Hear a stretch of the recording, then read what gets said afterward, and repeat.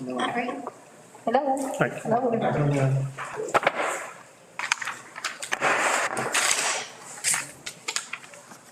The Board of Trustees of Crystal City Independent School District will meet in regular session at 6 p.m. Monday, February 8, 2020, in the Administration Building, Boardroom, 613 West Savannah Street, Crystal City, Texas.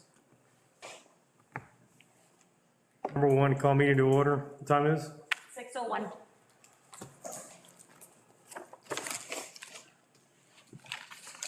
Number two, roll call and establishment of a quorum. Ms. Carlos? Mr. Eric Garcia. Here.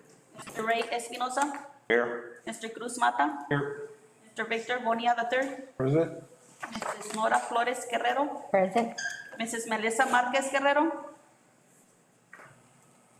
Present. Mrs. Peggy Young. Present. Everybody's here. For the record, we do have a quorum. Number three, moment of reflection.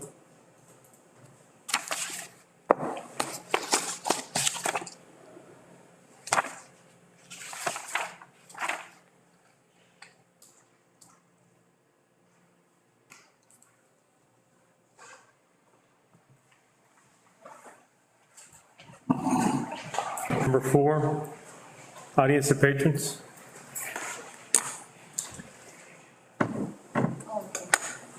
Get some agenda items. We'll discuss it one No, minute. okay, that's fine.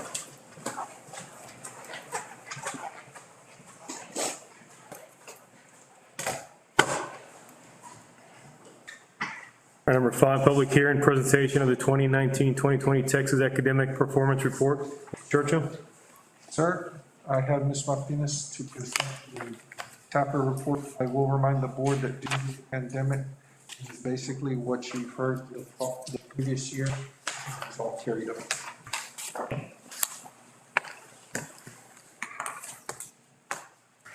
Good evening. Can you hear me? Yes, ma'am. Okay. The 2019-2020 TAPR report is, you're going to see, board members, that is the same one we reported last year in February of 2020. February of 2021, we're reporting the same data because if you look on page 3 in the TAPR report, it says, please note that due to the cancellation of the spring 2020 State of Texas Assessment of Academic Readiness due to COVID-19 pandemic, the performance section of this year's report is not updated. So you all know that the spring of 2020, the state assessments were canceled. So this report is based on 2019 data, which we received in February of 2020. However, grade 3 reading, the approaches is a 56 for 2019.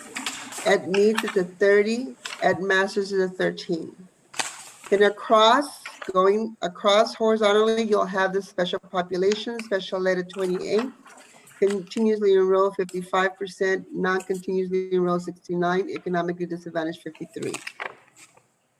At grade 3 mathematics, at the approaches level, you have, again, same report from last year, 2019 math, third grade was 70%, at meets was 27, and at masters is 13. And going across, you see the special population, special education was at 39%, approaches 70% continuously enrolled, non-continuously enrolled 69, and economically disadvantaged is 66.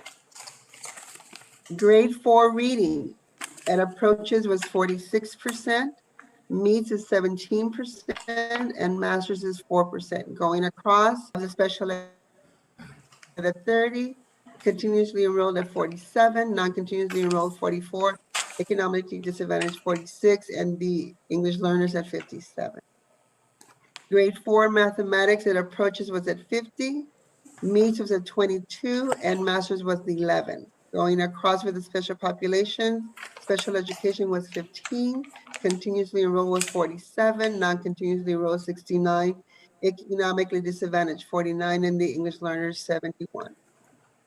Grade 4 writing was at 26% at approaches, meets at 8%, and masters at 1. Going across, we have special education 15%, continuously enrolled 26, and then non-continuously enrolled 25%, economically disadvantaged 24, and the English learners 57. Again, This is data from 2019. As the board, you all received the benchmark data that would be more current for this year of 2020. Next page, you'll see the grade 5 reading. Before I keep going, if you all have any questions, I can stop or I continue. Continue. Go ahead, ma'am. Okay, sir, thank you. Grade 5 reading for 2019 was at 71 approaches. And going across, you see the special education 22%, the continuously enrolled 68, non-continuously enrolled 79, and the economically disadvantaged 67. At meets, we had 36%, and at masters, we had 14%. Going across, you'll have the 20% for special education, 22, 60, 68, 79, 67. For grade 5 mathematics, for 2019, we had a 66. Going across special education, we had 28, 70%. For the continuously enrolled, 52%, and the 62% for economically disadvantaged. We did not have enough English learners in the grade level to give us the data. At meets, we were at 26, and at masters, we were at 9%. Grade 5-7 science that approaches for 2019 was 57. Going across special education was at 11%. Continuously enrolled was 55, and non-continuously enrolled was 61, and at economically disadvantaged 54. At meets, we were at 28, and at masters, we were 6.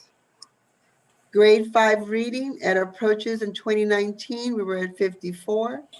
At meets, we were at 26, and at masters, we were at 11%. Going across, we were in special ed at 21%, continuously enrolled at 56, non-continuously enrolled is 42, and then economically disadvantaged is 48, and English learners 60%.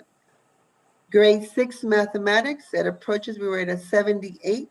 At meets, we're at 42, and at masters, we were at 11%. Going across, special education was at 64, continuously enrolled was at 81, non-continuously enrolled was 63, and the economically disadvantaged was at 75, the English learners at 80%. Grade 7 reading, in 2019, we were at a 60 for approaches, 35 for masters, and 18 for 35 for meets, and 18 for masters. Going across, for special ed, we were at 22%, continuously enrolled 63%, non-continuously enrolled 48, and economically disadvantaged 57. For grade 7 mathematics, in 2019, we were at a 57. For approaches, meets, we were at 20, and masters at 3%. Going across, for special education, 11%, continuously enrolled 60%, non-continuously enrolled 44, and economically disadvantaged 55. Grade 7 writing, at approaches in 2019, we were at a 51. At meets, we were 24, and at masters, we were at 4.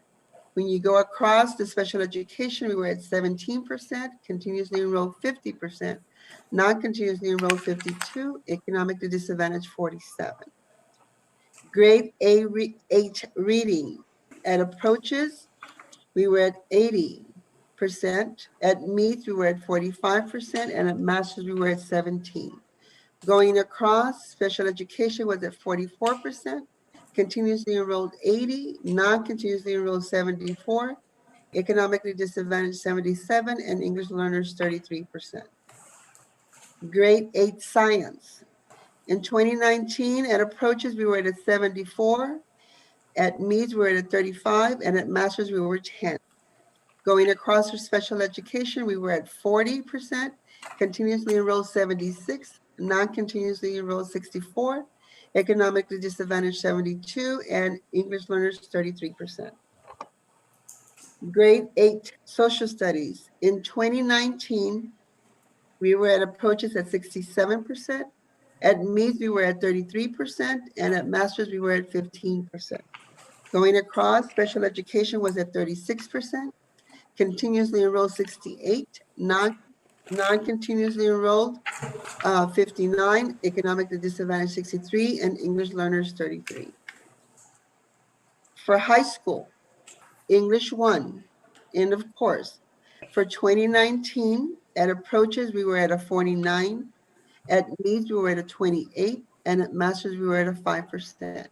Going across, special education was at 5%, continuously enrolled at 51%, non-continuously enrolled 39%, economically disadvantaged 46%, and English learners 50%. English 2, the sophomore English class. In 2019, we were at approaches at 48%, at meets we were at 27%, and at masters we were at 2%. Going across, the special education was at 14%, continuously enrolled 51%, non-continuously enrolled 30%, economically disadvantaged 42%, and English learners at 7%. End of course algebra 1. For 2019, at approaches, we were at a 70. At meets, we were at a 37. At masters, we were at a 23. Going across, special course. At approaches in 2019, we were 89%. At meets, we were 57%. At masters, we were at 14. Going across, we were at special education 61%, continuously enrolled 90%, non-continuously enrolled 85, economically disadvantaged 87, and English learners at 69. At the end of course, U.S. history, at approaches in 2019, we were at 90%. At meets, we were at 51%, and at masters, we were at 16%. Special education was at 50%, continuously enrolled was 90%, and non-continuously enrolled was 89, economically disadvantaged was 86, and English learners at 80. Then, dear school board members, the rest of the columns will give you all the grades. If you look at all the grades, that means from 3rd through U.S. history. So 3rd through 11th. This is every campus, Zavala, Benito, junior high, and high school. These are all the grades. At approaches, we were at 63 in 2019. At meets, we were at 31. And at masters, we were at 10. Going across, special education was 31. Continuously enrolled 64, and non-continuously enrolled 56, economically disadvantaged 60, and English learners 51. For reading, and now they're going to separate. When the first items, numbers, values that I gave you was all subjects: math, reading, writing, U.S. history, biology, and science in 5th grade, and writing in 4th grade. So everything. Here they break it down for us just in reading. Reading from 3rd grade to English 2.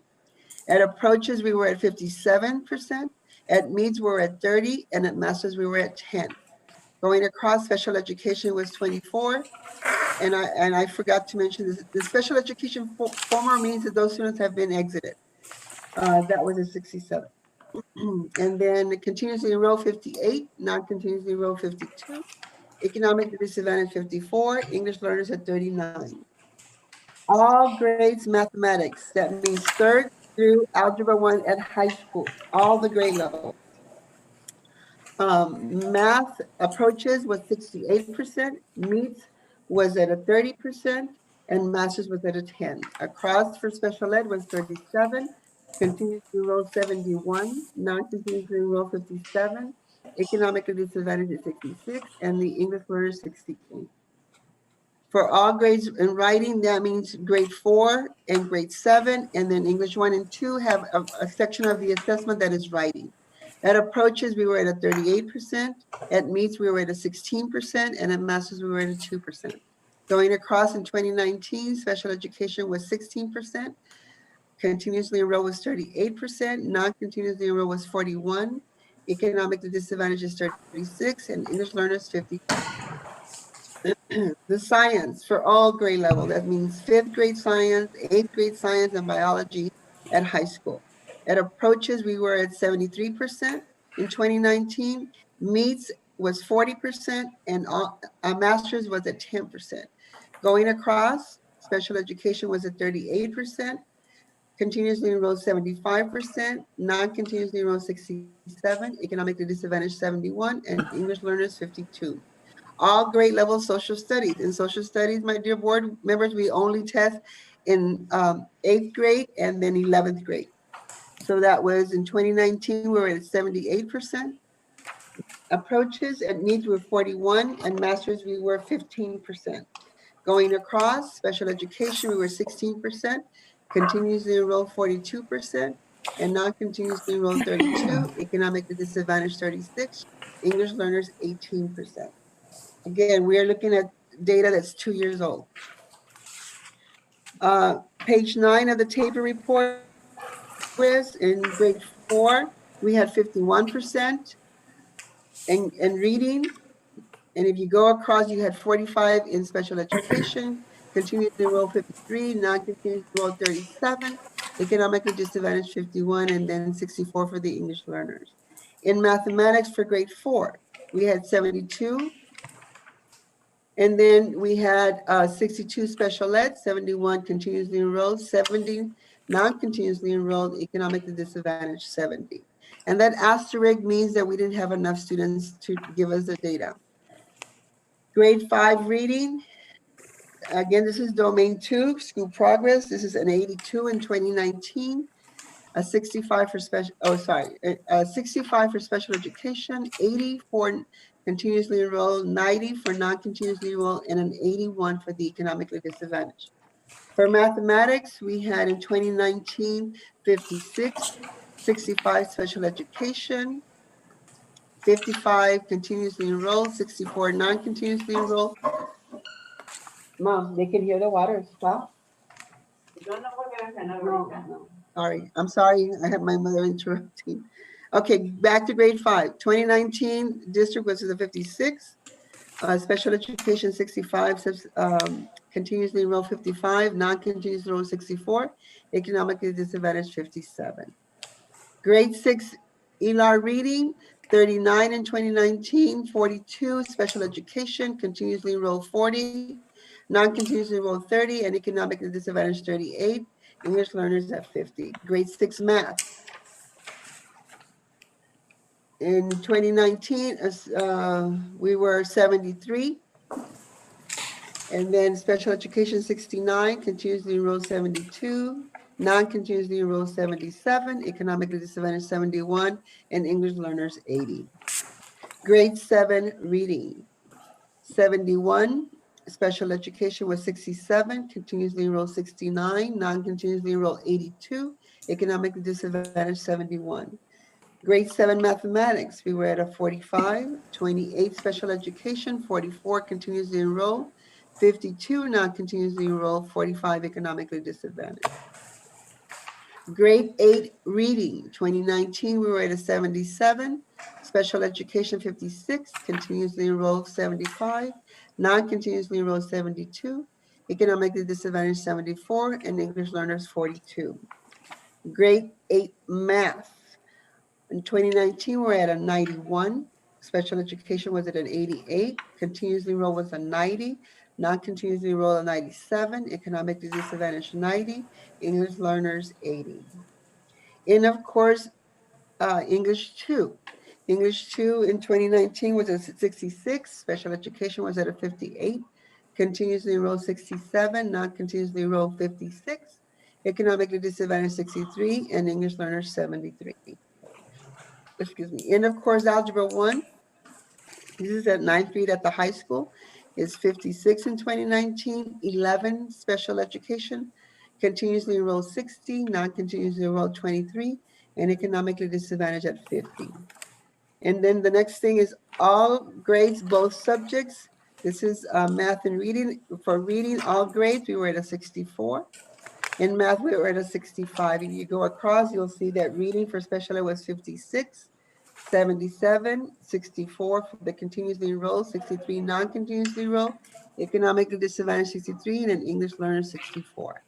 In math for special ed, we were at a 56, a 65 for continuously enrolled, non-continuously enrolled was at 68, economically disadvantaged 63, 64, and then the English learners is 63. That's for all grades in mathematics. The next page, you have the progress of prior year non-proficient students, the sum of grades 4 through 8. In 2019, we had 28%. Special education, we had 12%. Economically disadvantaged, we had 28%, and the English learners, 18. Mathematics, we had it at 41 in 2019. Special education was 23, economically disadvantaged 40, and English learners 22. The Student Success Initiative is grade 5 and 8 only, and that means that the students had multiple opportunities to pass the test. So in 2019, we had 50% of the students pass the test on the first administration. That's what that's saying. And we had 13% of the special ed and 50% of the economically disadvantaged. Then it gives you the students required acceleration instruction. For 2019, we had 43%, 88% of the special education students, and then 50% economically disadvantaged. Turn the light on. Can you still hear me? Yes. Hello? Can you hear me? Yes. Okay, I'm sorry.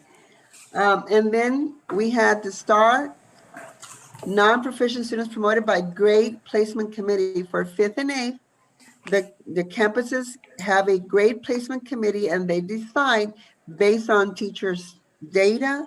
Students have what they've done in CBAs throughout the year, and they make a decision as a grade placement committee if the student in 5th grade is promoted to 6th grade. And this tells you, board members, that we had 100% of the students be promoted. Grade 5 math, the same thing here. You had 52% that passed the first time. And then the STAR cumulative math standard, that means that they took it again. 48% more passed it. And then grade placement committee, again, they passed them 100%, promoted to 6th grade. Grade reading, 8 reading is again a student success initiative at SSI grade level. They had students in the first time taking the test, 70% of those kids passing. And then they provided acceleration, and then they had 100% of those kids be promoted to the 9th grade. Page 11 in your taper is just more of this data that says students requiring accelerated instruction because they only 73% of the students pass it the first time, so they provide accelerated instruction. So 73 and 27 would equal to 100%.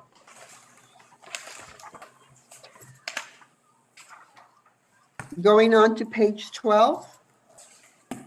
This is for English learners. This is for all grade levels and approaches. That means from 3rd on to high school. In 2019, we were at a 63 at approaches. And this is, again, board members, if you look at this page 12 and you go back to page, so that I don't want to be redundant. If you go to page 7, it's the same information. Do you want me to go over it again? No, you're If good. you look at page 7, it says all grades, all subjects, the same thing here, all grades, all subjects. Would you like me to say it again? No, ma'am, go ahead. Notice that Continue. it says 2019, 63%, meets 31%, masters 10%. It's the same data. Do you want me to repeat it? No, you don't have to. Just continue, please. Mr. Churchill, do I repeat it, sir? No, ma'am. Can you hear me now? Did you hear me one? Inma, they're saying go ahead, continue. Oh, sorry, okay. I'm sorry, I couldn't hear them, sorry. Oh, okay. Sorry, okay. So we're on page, hold on, page 12. We say all subjects, all grades. Again, it's from 3rd through high school. At approaches, we were at a 63%, meets at 31%, masters at 10. And then it goes across for the English learners. You had 30%. Pullout means we were at 27%, and left with services and 27% total. For the reading, we had 57% approaches, meets at 30, and masters at 10. For the ESL, we had 18%. Pullout, we at 19%. Left with services, 18%, total of 16%. For all grades mathematics, at approaches, we were at a 68. Meets were at a 30, masters at a 10. ESL was a 47%, pullout was a 43%. And pullout means that is for 2nd, 3rd, 4th on up.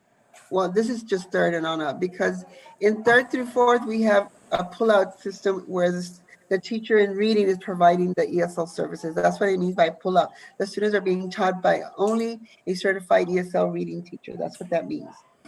All grade levels math at approaches was 68%, meets was 30%, and masters was 10. ESL 47%, pullout was 43, LEP with services 47, total 41. Writing at approaches was 38%, meets was 16%, masters 2%. In 2019, we didn't have enough English learners, as you can see, ESL, that's why it's a dot. All grades in science at approaches was 73%, meets is 40%, and then masters 10%. Going across for the ESL, 38%, pullout was 33%, LEP with services, 38%, total 38%. All grade social studies at approaches in 2019, 78%, meets was at 41%, and masters was at 15%. Going across, we were at 33%, the pullout was at 20, LEP with services was 33, and the total English learner was 29%. Social studies was at approaches for 2019, 8%, meets was 30, and masters was 15. 33% for the ESL, pullout was 20, 33 and 29%. Sorry if I repeated myself. Okay. School progress, remember this is showing academic growth for all subjects, all grade levels, both subjects, that means math and reading. We were at 65% in 2019, the ESL was a 62, ESL pullout was a 62, LEP with services was a 62, and total English learner was a 66. In just reading, in 2019, we were at a 64. ESL was at a 71. ESL pullout was at a 71. LEP with services was 71. In total, 74%. In mathematics, in 2019, we were at 65%. ESL was at 50. ESL pullout was at 50. LEP with services 50. Total English learners 54.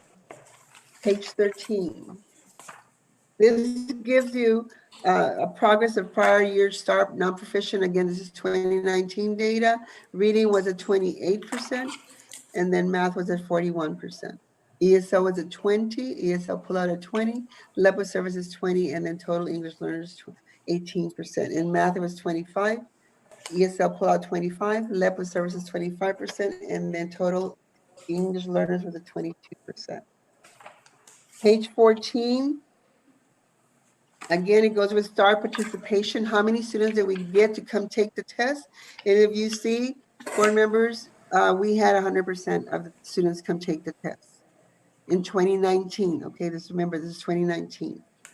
So included in the accountability, though, in 2019 was only 95% of those students.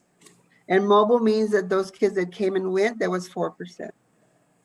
And then again, we tested everybody that was on campus. The same thing for all the other groups. So we're all at 100% in 2019. The 2018 STAR participation at all tests, again, we were at 100%. And the special education, if you go across, was at 99%. The economically disadvantaged was 100, and the English learners was 100. So we get a lot of our kids to come take the test. Okay, that was back again in 2019. Page 15 is the attendance rate. Again, this is lagged in 2 years. In 2018, 2019, the district was at a 93.8%. And then it goes across and gives you the different groups. We had African Americans at 87.2, Hispanic at 93.8, American Indian at 85.7, special education 91.1, economically disadvantaged 93.6, and the English learners at 89.9. The annual dropout for grades 7 through 8, 2018, 2019, we were at a 0.3%. Special education was a 2.1, economically disadvantaged at 0.4, and the English learners 10%. Annual dropout rates from grades 9 to 12. For 2018, 2019, we had a 2.2. And then when you go across, special education was at an 8.3, economically disadvantaged with a 2.6, and English learning was a 0. And then it gives you the 4-year longitudinal Enroll rate, class of 2019 graduated, we graduated 94.3%, higher than the state or the region 20. So we were at 94.3. The special education was at 92.3, economically disadvantaged 93.8, and English learners 100%. And all the other things are specific programs at the high school, my dear board members, that you can look at. Then you talk also about a 5-year report in the class of 2018. If you notice, we had a graduation rate of 95.9. Again, higher than the state or the region. Special education was at 80 and economic disadvantage was at a 94.9. Page 16, it also gives you the class of 2017. Graduated, notice here, we had a 97.0%. Again, higher than the state and higher than the region. Special education was at a 92.9, economically disadvantaged 96.7, English learners at 100%. It also gives you the 4-year federal graduation rate without exclusions. The class of 2019, we had an 89.3. And then special education was at a 92.3, 88.3 for the economically disadvantaged, and 100% for the English learners. We don't have the facility that's next in the next column, or the RHSPDAP. Then we also don't have any in the special buildings for these special education students. But for the DLA graduates, we had class of 2019, we had 75.3. Special education was 67.7, 75.6, and 28.6. The next item is class of 2019, again, 79.3. Notice it's the same one as the above, 16.7 for the special ed, 75.6 for the economic disadvantage, and 28.6. And then again, it gives you 2019, the FHSPE graduates. We didn't have any. In 2019, the DLA, we had a 78.8, 20.0 for the special ed, and a 78.4 for the economic disadvantage. In page 17, you have specific, also going back to it's on page 16 at the bottom of page 16, the RHSP, DAP, FH, SPE, FH, SPDLA, we were at a 78.8. Special ed was a 20.0, economically disadvantaged is 78.4. Page 18, you're going to see graduates from 2018, 2019, the annual. It just gives you the district count, the district percent, and the state count and the state percent. In 2018, 2019, we had a total of 118 graduates. That we graduated 100% of those students. The state gives you a state number, and they had 100%. We have the ethnicities. We had 1 African American. We had 116 Hispanics and 1 American Indian. Graduation type, it gives you the graduation type. It gives you the foundation. No endorsement, we had 25. Foundation with endorsement, we had 0, but we had 93% of the students graduate with the DLA, which is a dual credit. Special education graduates, we had 10. Economic disadvantage, we had 88. LEP graduates, we had 4, and at-risk graduates, we had 78. Oops. Page 19, I don't know the same thing. The CCMR, it gives you 2018, 2019, we were at a 67.7, Hispanic 65.5, special ed 30.0, economically disadvantaged 61.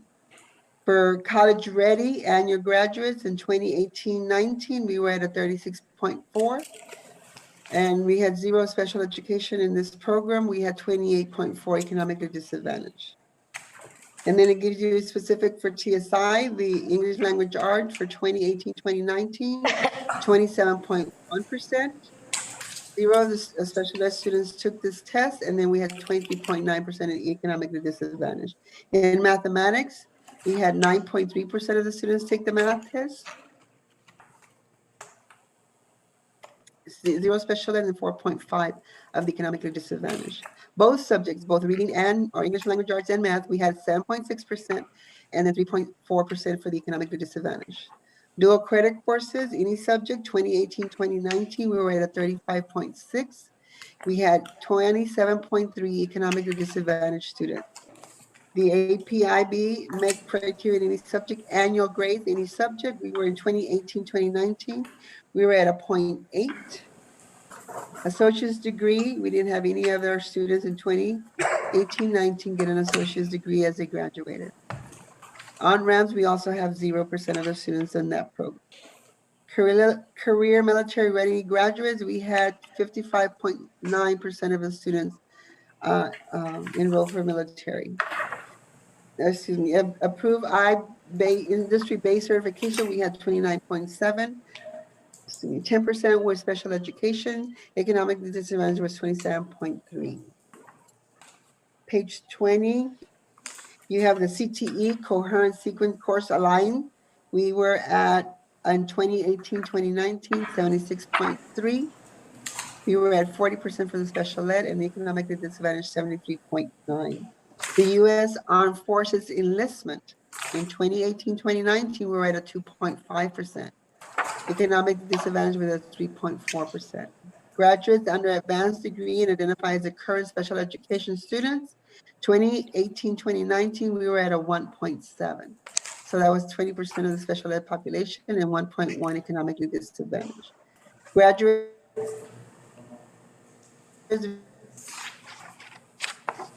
with level economically disadvantaged at 2.3%. Page 21, you're going to see the TSI results in reading in 2018-2019. Our district was at a 23.7. None of our special educations took the test, but 21.6 of our economically students did. In mathematics, we had a 4.2. Economically disadvantaged 2.3. Both subjects in 2018-2019, we were at a 3.4%, 2.3% of economically disadvantaged. CTE, coherent sequent annual graduates, 2018-2019, 78.6.1. Our completed and received credit for college prep courses, we had 0% of participation in those programs. When you look at the APIB results, you had 2019 all subjects, we were at a 5.3, economically disadvantaged 3.9. Only students taking the English language arts, none of our students participated in just that. Mathematics only, they participated in both tests. In science, we did participate with 5.3, 3.9 economically disadvantaged. None of our students took the social studies test. The APIB examinees criteria 2019, again, 0%, shows on that page 21. Continuing with CCMR in page 22. You notice we don't have anybody taking the math or science or getting any points for those courses. The SAT, most of our kids take this assessment. Our district was at a 55.9, economically disadvantaged at 50. At above criteria for all examinees, we were at 9.1 in 2018-2019, 2.3 economically disadvantaged. The average SAT score for all subjects was a 924 and an economically disadvantaged at 907. English language arts and writing in 2018-2019, the district was at a 465, the economic disadvantage at 445. In mathematics in 2018-2019, the district was at a 459, economic disadvantage at 462. The SAT in 2019-2018, all subjects, we were at a 16.8, economic disadvantage at 16. English language arts in 2018-2019, a 16.0, economic disadvantage at a 15.0. Math 2018-2019, we were at a 17. Economically disadvantaged 16.4. In science, we were at a 17.6, economically disadvantaged 17.2. Page 23, advanced dual credit course completions, grades 9 through 12. Any subject, 2018-2019, our district was at a 50.9%. 28.1 was special education, 49.2 was economically disadvantaged. The English learner was at 25%. The English language arts, 2018-2019, we were at a 27.6, special education, 14.8, Economic disadvantage, 24.8. In mathematics, we were at a 21.6. Oh, did I say that? Special education, 6.0. Economic disadvantage, 19.0. English learners, 18.2. Science, 2018-2019, we were at a 25.8. Special education, 9.3. Economically disadvantaged, 22.4. And English learners, 10%. Social studies, 2018-2019, we were at a 13.2. None of our education students, special education students were in this category, 9.7 economically disadvantaged and 11.1 English learners.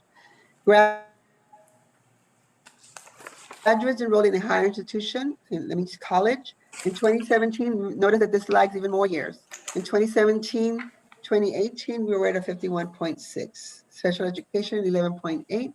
48.8 economically disadvantaged and English learners were at 14.3.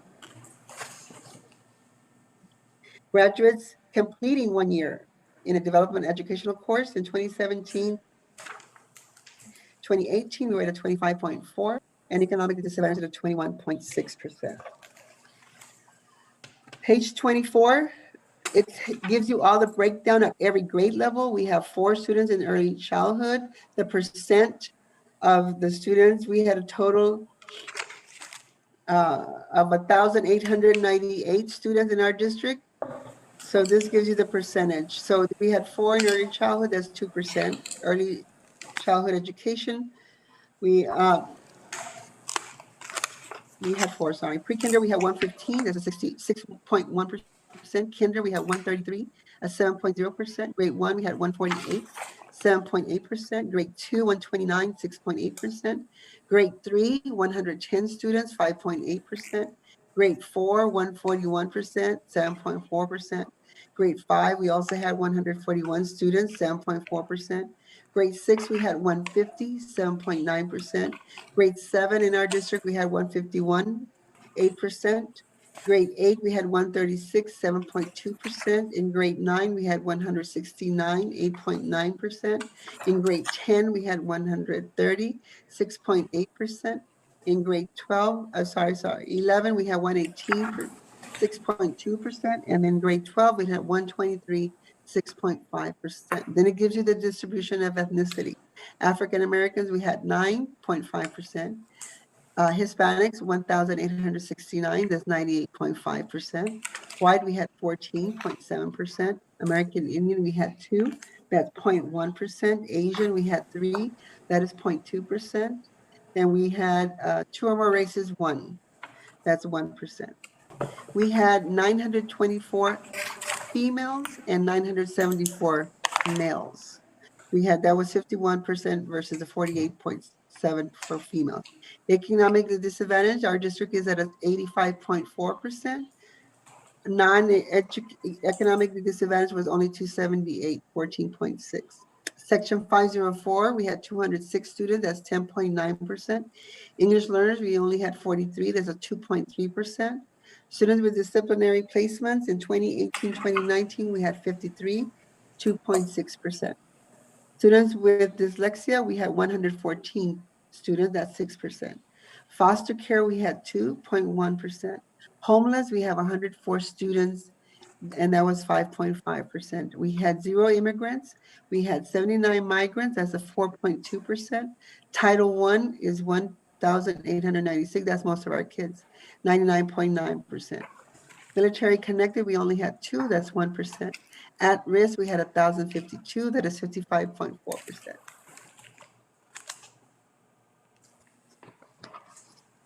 On page 25, students by instructional program, again, bilingual/ESL. Remember, board members, that our district is just an ESL district, English as a second language.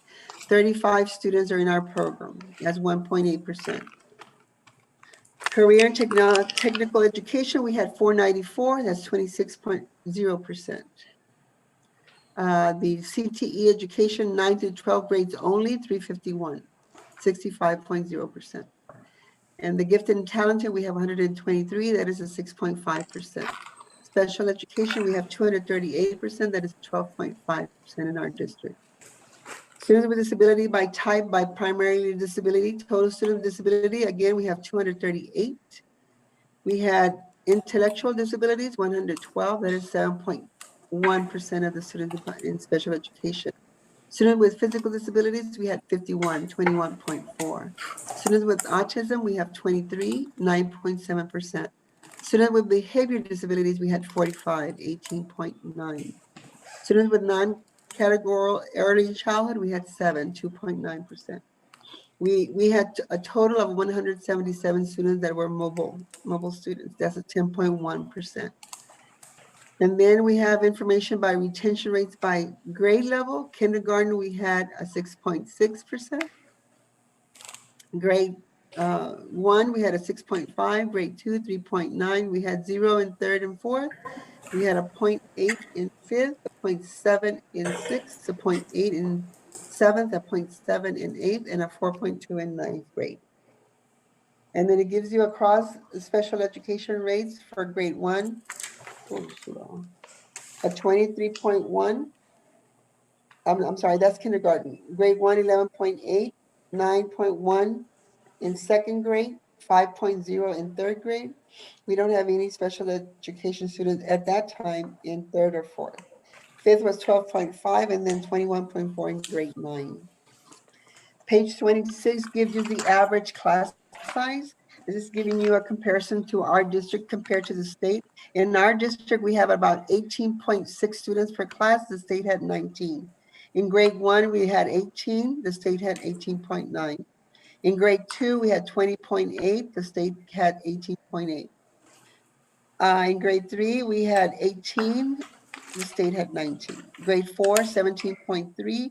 The state had 19.2. In grade 5, we had 23.5, and that's a lot higher than the state, 20.9. Also, grade 6 is high, 24.8 compared to the state at 20.4. Secondary, English language arts, we had a 17.9 compared to the state, 16.4. Foreign languages, we had a 20.2 compared to the state of 18.7. Mathematics, we had a 16.8 compared to the state 17.9. Science, we were at a 20.6 compared to the state at 18.8. Social studies, 20.8 compared to the state at 19.3. Page 27 gives you the staff in our district, board members. If you look at this, we have a total staff of 325.7, 7/10 of a person. But anyway, that's 100%. And then it compares us to the state, but I'm going to go ahead and stay with our district. Professional staff, out of the 325, we have 157.8 that are professional. That's a 48.4. Out of those professional staff, 120.6 are teachers. That's a 37.0%. Professional support, we're at a 19.4. That is a 5.9%.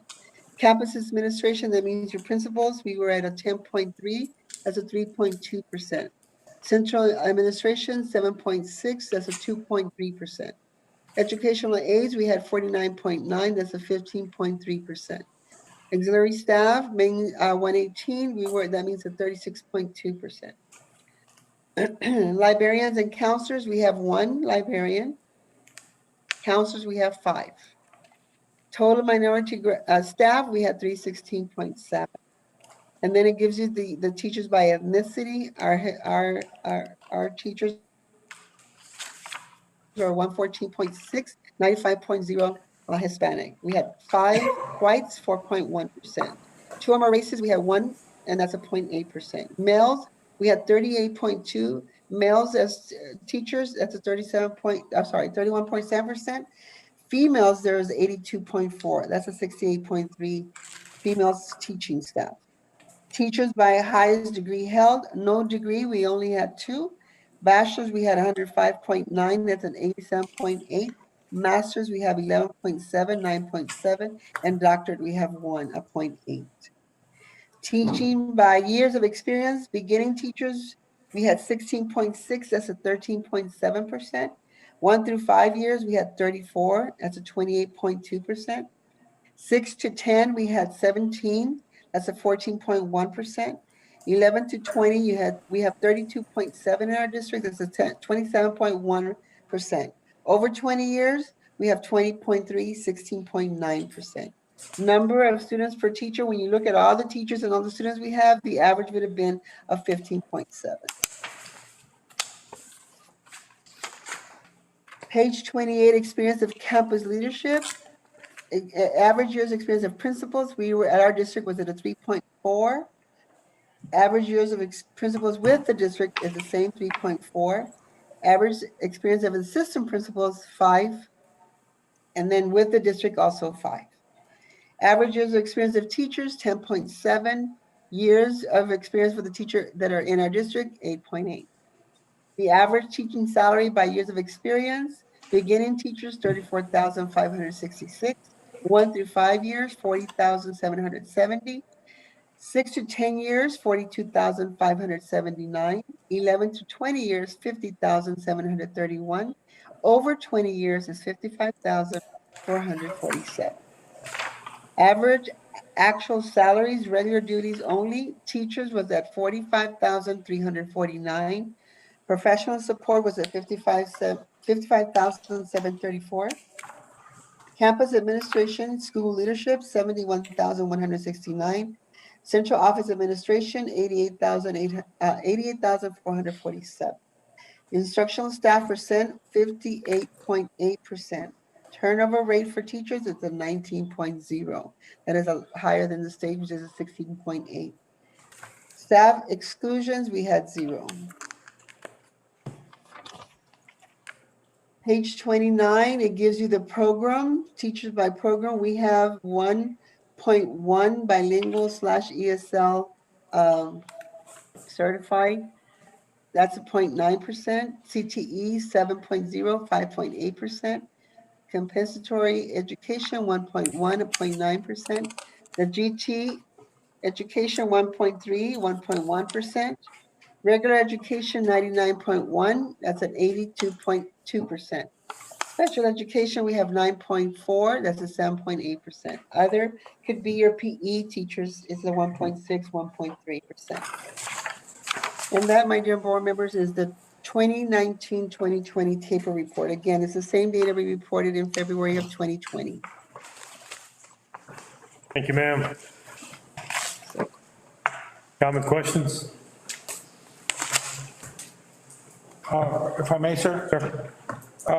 Based on the information here, can we sort of like infer that the sophomores who are eighth graders at the 2018, 2019 year, that they should do pretty good on whatever, and of course, exams they take based on their stats? No?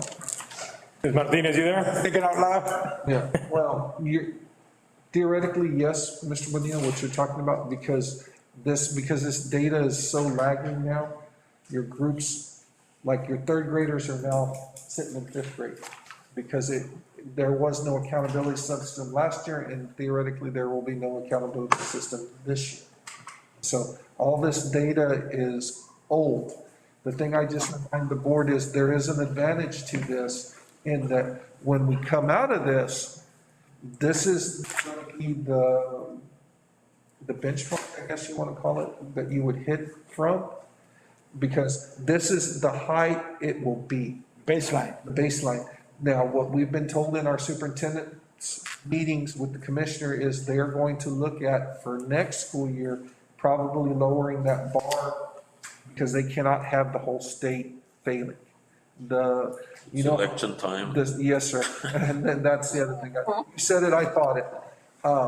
What they do is they set minimum passing criteria for each test. You know this, Mr. Bonilla, from when you were teaching. And a student has to hit that baseline in order to hit the lowest mark of passing. That number fluctuates from year to year. In previous years, that number was always going upwards, and districts always had to score higher to get the same rating. Now, what do we know about what's happening in accountability? We don't know. And that's the $1 million question. Are they going to set it at the same? Are they going to keep the trajectory going up? Or are they going to take it down a notch? Those decisions have not been shared yet. Nothing's in stone. But what we do as curriculum people is we do this as our baseline data. So whatever they were using right here is what we use when we turn around and do our benchmarks, when we do our scoring and everything else. So we know we won't score any less than this. What that inherent advantage is that we may be scoring our tests lower than the state's actually going to score us. You always want your benchmarks scores to be lower than what they're actually. You don't want them to be easier, because you don't want to come into a board meeting at your December benchmarks and say, oh, we got 98% scores, and then you come in June and you're having to explain to your board why your test scores are 52%. You see what I mean? You always want to aim for a higher target. So we try to, as much as possible, use the baseline data that's given to us. Mr. Bonilla, Ande. Mr. Bonilla, we've already have data for this year. We had high school take their end of course exam in December. Right. And the raw scores that we just reported in 2019, they stayed the same. So yes, right now the accountability system is not changing, but our students were rated based on this data now. Wait until the spring of 2021 at the end of this year, yes. The state will have to be looking at those specifics. But you, as board members, received data for the benchmarks. That was more accurate than what I just reported, because again, this is lagging in 2 years. Right. So your sophomore should do well. Right, right. And again, I just reiterate to the board, everything basically stopped. When March hit and the pandemic hit, they first waived accountability and testing. That's the first thing that went out the window, if you all remember. Then this year, they made a decision. They didn't waive testing, but they waived accountability. Now, testing is, I remind the board, and I'm going to use my soapbox for a little bit for those people who are out there, right now is in-person testing. Now, when you're got 85% of your kids in online learning, that could be an issue for us. But it is completely right now voluntary for those kids to show up. Do we know what the accountability system is going to look like? No, no one can tell you right now. Those decisions Austin is waiting to make, and I think what Mr. Espinosa said is correct. It's a political year. You'll find out later as tests start rolling out, as scores start coming in. They're not going to want, 2/3 of the students in Texas failing. I have a question to Ms. Martinez. Ms. Martinez, Yes, sir. you mentioned that the same report was presented in February. Yes, sir. So does the state require us to do it again? Yes, sir. And that's because it's a public hearing, Mr. Espinosa. So we have And that's to- what I was gonna ask Mr. Churchill, if there's any people that have any questions, we have to answer them. Okay. And we still have to go about posting this online. We still have all those Yes. requirements Yes. that we Yes. would in a normal school year. But Yes. like Ms. Martinez said, and I said at the beginning, everything was waived due to the pandemic. Did the appraisal district get a copy? I do not believe, that's the one thing I did not check, and I know you asked me if they have to get a copy or not. These scores or whatever, I just have a comment. I don't know if it's a good thing or a bad thing. I don't know yet. I feel como que we're stuck somewhere. The comment that I made, Ms. Martinez, is based on looking at that group's percentages of success in eighth grade reading, math, and even science, the 2018, 2019, which will be, I'm pretty sure there'll be sophomores this year, or are sophomores this year. Yeah. You're talking about, especially, the English part, reading, they got 80% met, I don't know, approaches. The state was 86, the region 20 was 85. In math, they were 87, the state and region was 88, so it's pretty good. And same thing, they're very comparable also in science. That is correct. So Excuse me? you're correct. Yes, sir, you're correct. So I know that this year they are slated to take English 2. And Correct. it's always been a concern, our ELA. So, Correct. Martinez, Yes. Yes, sir, Mr. Espinosa. last year before COVID hit us, you presented to us, and I think the principals were there, some benchmarks Yes, sir. of what was happening that school year, what you all were doing. I remember you sounding very excited at the progress that was happening in the school year. Yes, sir. So it doesn't mean that we're stuck, right? No, no, sir. What it means, Mr. Espinosa, is the progress is there. We are making the right trajectory is upward. So that it would be a correct statement. Okay, thank you. Yes, sir. Any other comments? All right, moving on. Thank you, Ms. Martinez. Thank you, ma'am. Number 6, special recognition, 6A, Campus Teacher of the Month and Student of the Month, Churchill. Sure. First of all, I'd like to start off with the Teachers of the Month for the month of February. First from Dr. Tomas Rivera Elementary, Erica Palacios. For Lorenzo de Zavala Elementary, we have Michelle Gonzalez.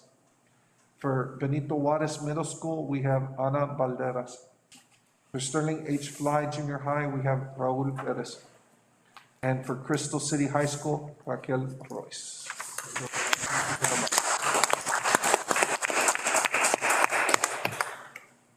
For students of the month, for the month of February, we have from Dr. Tomas Rivera, Miguel Reina in pre-K. For Lorenzo de Zavala, we have Elia Cantu, third grade. For Benito Juarez Middle School, Omar Alviso, sixth grade. For Sterling H. Fly Junior High, we have Angel Moreno, eighth grade. And for Crystal City High School, Tessa Sturgeon, 12th grade.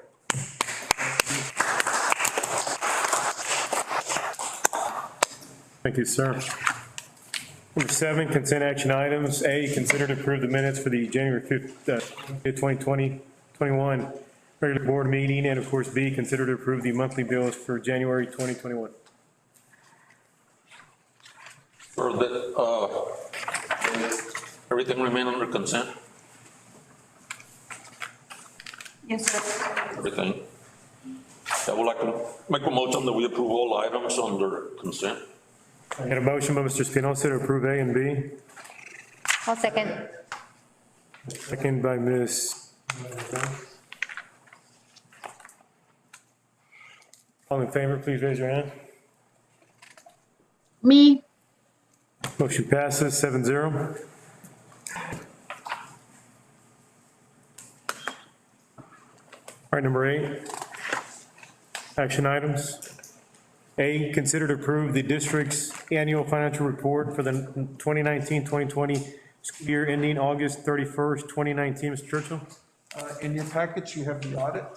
I have Mr. Heed, who will take it away from here to give you your audit. Yes, sir. It is a good.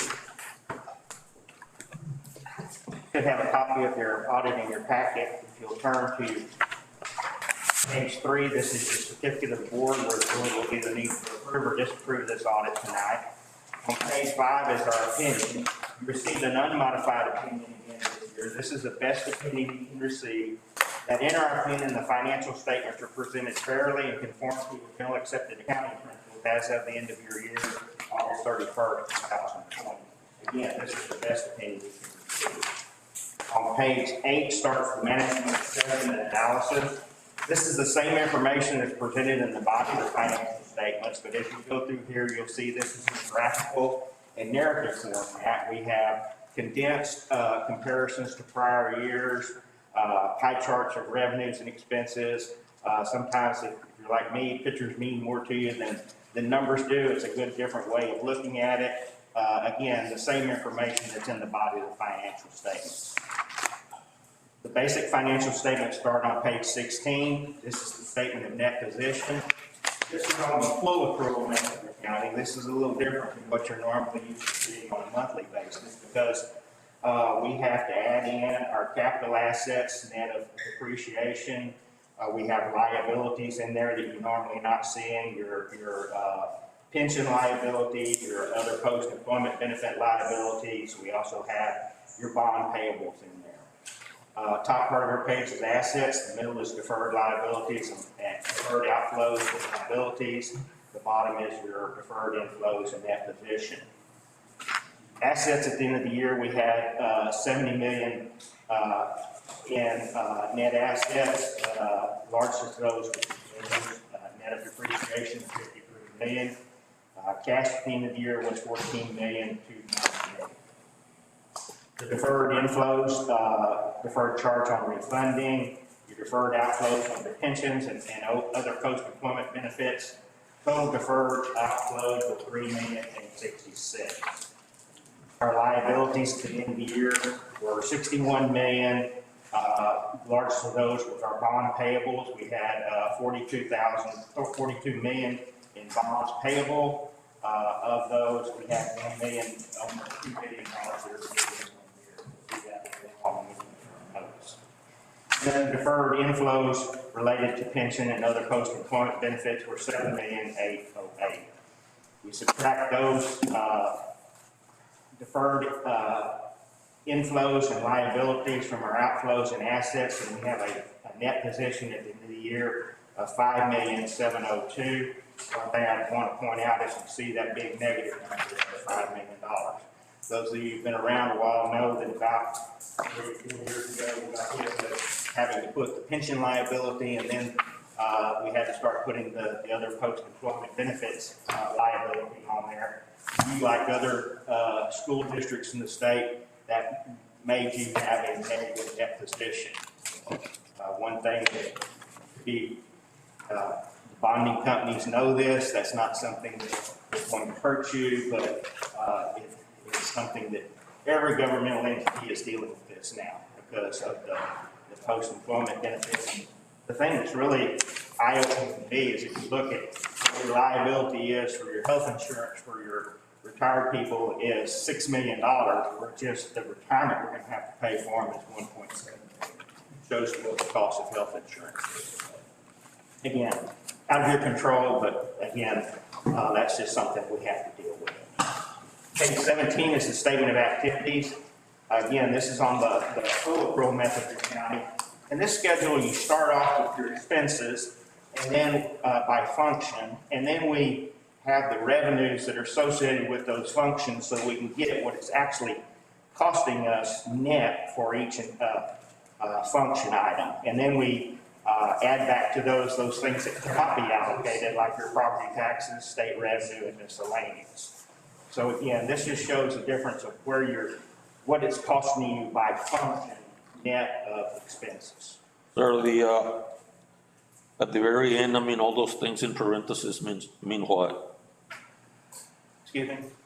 At the very end, the things that are in parentheses, they mean what? That means that is what your net cost per function is after we have those revenue items that can be attributed to a function item. Thank you. Again, these are things that it's required, we're required to put things in here in a full accrual method accounting or on companies and stuff like that. And then now we'll get into those fund statements that you're normally used to seeing. We'll turn to page 18.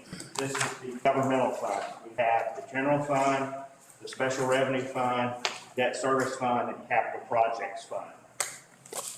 Going down to general fund, we had $12 million worth of assets in our general fund, 10 million in cash was the largest item. Our liabilities, $1.6 million. Our deferred revenue for property tax offset is $1,120,000. When we net those out, we have a fund balance at the end of the year in the general fund of $10,053,614. The special revenue fund, this is basically when your special revenue funds, we don't expect to have a lot of activity in this. We still have a negative cash because we have not drawn down funds yet. You can see we have a large due from the government. Total assets, $104,000. Our liabilities, $58,000.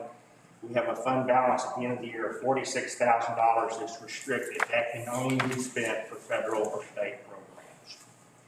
The debt service fund, we had $2.4 million worth of assets, largest of those were cash at the end of the year. $345 property tax deferred revenue offset. So we have $2 million, a little over $2 million in our fund balance for the debt service fund, which is basically the equivalent of 1 year's worth of payment if you're sitting in your debt service fund. So that's a good position to be in. Capital projects fund, this is left over from the old building projects you had that was probably been took out for several years. I visited with Mr. Churchill and I gave out this. You can close that out if you want to and move that to the general fund. It's not a requirement. You can leave it open, but normally once a project is finished, the capital projects fund is closed out. So we have some money left over, we can still spend it? Or This money either in capital, I mean, there is no requirement that it has to be used for capital. It can be transferred in just to the general fund and then become part of your original fund balance. Let me ask you this question, sir. If I may. Go ahead. If we were to leave it there and let's say we need to put like the turf in at the football field, I don't have to create a capital fund project fund, do I? It's already sitting there. Already sitting there. Like I say, and there's no requirement to do it. It's just that if you're, normally what we have is a capital projects fund. When the project is finished, that's, Usually close it and whatever money's there is moved over. And I'm sure the reason why we have fund balance in this is probably in the early stages of your capital project, you probably paid for things like architect fees and some fees out of your general fund. So that, I doubt if your building project came in your budget, it was probably because we spent more funds out of our general fund in the early stages. But again, that's up to you. You as a board can do what you want with it. But it does have $739,000 sitting in that fund. If you'll turn to page 22, this is the schedule of statement of revenues and fund balance. It follows the same format. We have the general fund, the special revenue fund, the debt service fund, and the capital projects fund. General fund, you can see we have total revenues of $21,334,630. Our state revenue our local revenue was $10,201,000. The amount that we received from the state was $9,490,000, and then federal revenue $1,642,000 in the general fund. Our expenditures for the general fund were $20,186,801. Of course, your largest expenditure was your instructional, $8.8 million. We subtract our expenses from our revenues. We had an excess revenues over expenditures in the general fund of $1,147,829. We had transfers in and out of the enterprise funds that are used for your insurance. Those netted to an $85,000 use of funds. So bottom line, we had $1,062,693 increase in our fund balance at the end of the year, which is pretty sizable considering we started with 8.9. So all in all, very good. What we don't know is what the state funding is going to happen to you in the future. That's state special revenue funds. This fund should zero out because what we get, we usually spend. We had $2.5 million in special revenue funds revenue. We spent 2.5, so again, there was a $3,700 difference in that. We do have a fund balance at the end of the year of $46,000, but that has to be used only for state revenues, special revenue funds. The debt service fund, we brought in $4,175,000. Most of that came in from property taxes. We did have a little bit of state revenue of $57,000. Our debt payment for the year, we had $1,916,000 that was for principal and $1,834,000 for interest. So we brought in $425,000 more than we spent. We also had a transfer in from the general fund of $85,000. So we had a total excess revenue over expenditures of $510,000, which if you add that to our beginning fund balance, we have $2,123,000 at the end of the year. And then the capital projects fund, the only activity we had on that was the interest that was earned on those funds that were there of $10,000. On page 25, we do have a proprietary fund, an internal service fund for insurance. Basically, it's a self-funded insurance, and this is the activity of that. We have $1,871,000 worth of cash at the end of the year. Have $1,300,000 that is due to the general fund, so it has a net position at the end of the year of $571,000. The revenues and expenditures of the internal service funds are on the next page. We had operating revenues of almost $3 million. We spent exactly that same amount to what we should expect, and we had a $22,000 decrease in our fund balance. Then on page 27 starts the cash flows for the proprietary fund. This basically just converts it back to a cash basis, showing you where your cash came from and where it went for the proprietary fund. On page 28 is your fiduciary funds. We have cash that we are holding for student activities. It's not funds of the district. We do have to report the balance sheet of this. We had $62,000 worth of cash that was being held at the end of the year. Part of that was accrued payroll liabilities and then This is like the student activity funds? It's like the student activity funds? yes, that's what it is. It's not your funds as the district. Belongs to- Fiduciary capacity. All the different classes have their funds and stuff. On page 29 starts the notes of the financial statements. These are the notes that are required by generally accepted accounting principles. Every year these notes get a little more lengthy. On page 35, basically what this is saying is that your cash is entirely collateralized at the end of the year. FDIC insurance or by pledged securities from your depository bank. On page 37 is your capital asset activities. Shows what your capital assets were by types at the beginning of the year. Our increases, we did not have any decreases, depreciation, and it was added to that, and just a breakdown of what your capital assets are. On bottom of 37, starting at page 38, shows your bonds. We started out the year with $46,235,000 worth of bonds. We paid off $1,915,000, so we still have an ending balance of $44,320. And then below that, you'll see the amounts that are due in the next 5 years and then 5-year increments after that. So it's good information to have if you're planning for future budgets. Starting on page 38 is the notes for the pension plan. And this is where it gets very voluminous. There's a lot of notes to these pension plans.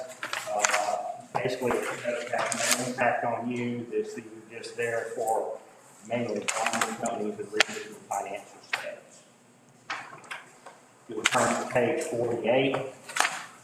This shows a breakdown, more detail of our current revenue by type, due from other governments, how much is due from state, how much is due from federal, and then others, which is the Treasury District. And then we have to break down our revenues from local sources by more detail, so that's what you're seeing on page 49.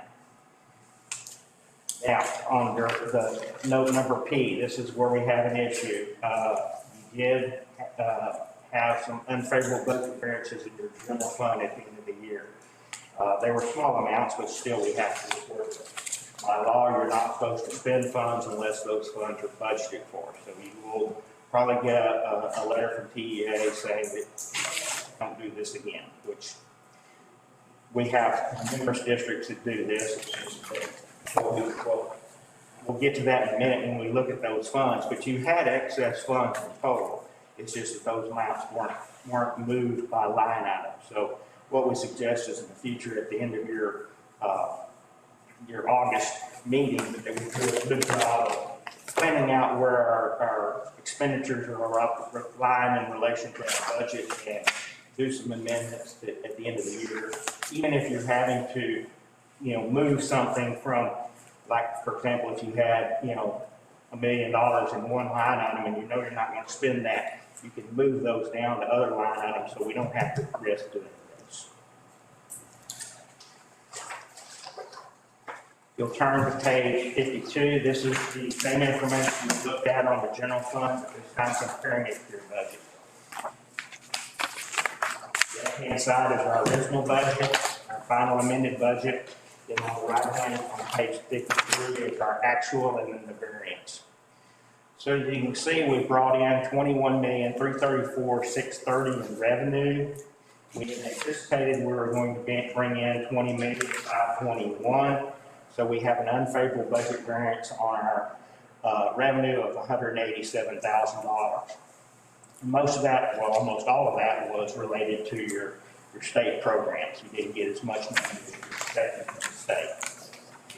Expenses, we had $20,186,000 that we actually spent.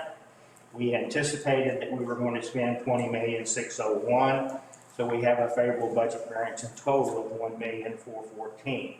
And again, like I said, if you look up there like an instructional and across probably plant maintenance, we had some large favorable budget variances in those. So what I'm saying is if you have large favorable budget variances in some of these line items at the end of the year, you might want to reallocate some of that so that we don't have some of these little ones show up. Our transfers out, we had $85,000 transferred out.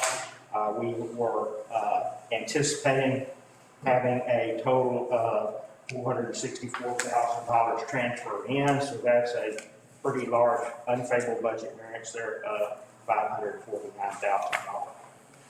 Bottom line, though, at the end of the year, we expected to increase our fund balance by $384,000. We actually increased our fund balance by $1,062,000. So in total, we have a $678,000 favorable budget variance. Then on the next few pages, these are required schedules on your pension. Again, not really much you can do about, so we'll skip those and go to page 60. This is your schedule of delinquent taxes. This shows what your tax rates and assessed values have been for the last 10 years. What your beginning tax receivable was, your current levy, your collections, and then your adjustments, and then what the final receivable balance is. As you can see, your assessed value has been doing wild swings. You're at the mercy of the oil field, so when valuations go up, you go up. The problem with this, and I think I've visited with y'all about this before, is that when your valuations go up, your state funding comes down. However, there's about a 2-year lag between what happens to your state funding. So several years ago, we got hit with our state funding came down the same year that the valuations came down locally. So we had a big hit to both our state funds and our revenue, our local revenue. So that's something, since y'all are in this volatile area, you've always got to be concerned with is, because it's not a direct correlation. You've got this delay in your state funding. And when you have a big year, that means 2 years from now, your state funding is going to come down. Well, if in that 2 years, your property tax rates or assessed values are down too, you get hit with a double whammy. So makes it more interesting for y'all to do your budget. Bottom line, though, we had a current levy of $13 million, and all but $339,000 of that was collected. So your taxpayers are doing their fair share. On page 62, you're required to do the budget comparison for your child nutrition program. Follows the same format. We have the original, the final, and then the actual and variance on the right-hand side. Our revenue came in within $1,000 of what we anticipated to do. Expenditures, we spent $12,000 more than we had budgeted for. So we have a total unfavorable budget variance in the food nutrition program of $10,867. Next page, we have the same comparisons at this time for your debt service fund. We had anticipated we were going to bring in $3,666,000. We actually brought in $4,175,000, so we have a payroll budget variance of $509,000. Our expenditures came in just like we had anticipated, $10,000. So the bottom line is we brought in $510,000 more than we anticipated, because we were expecting to have a balance.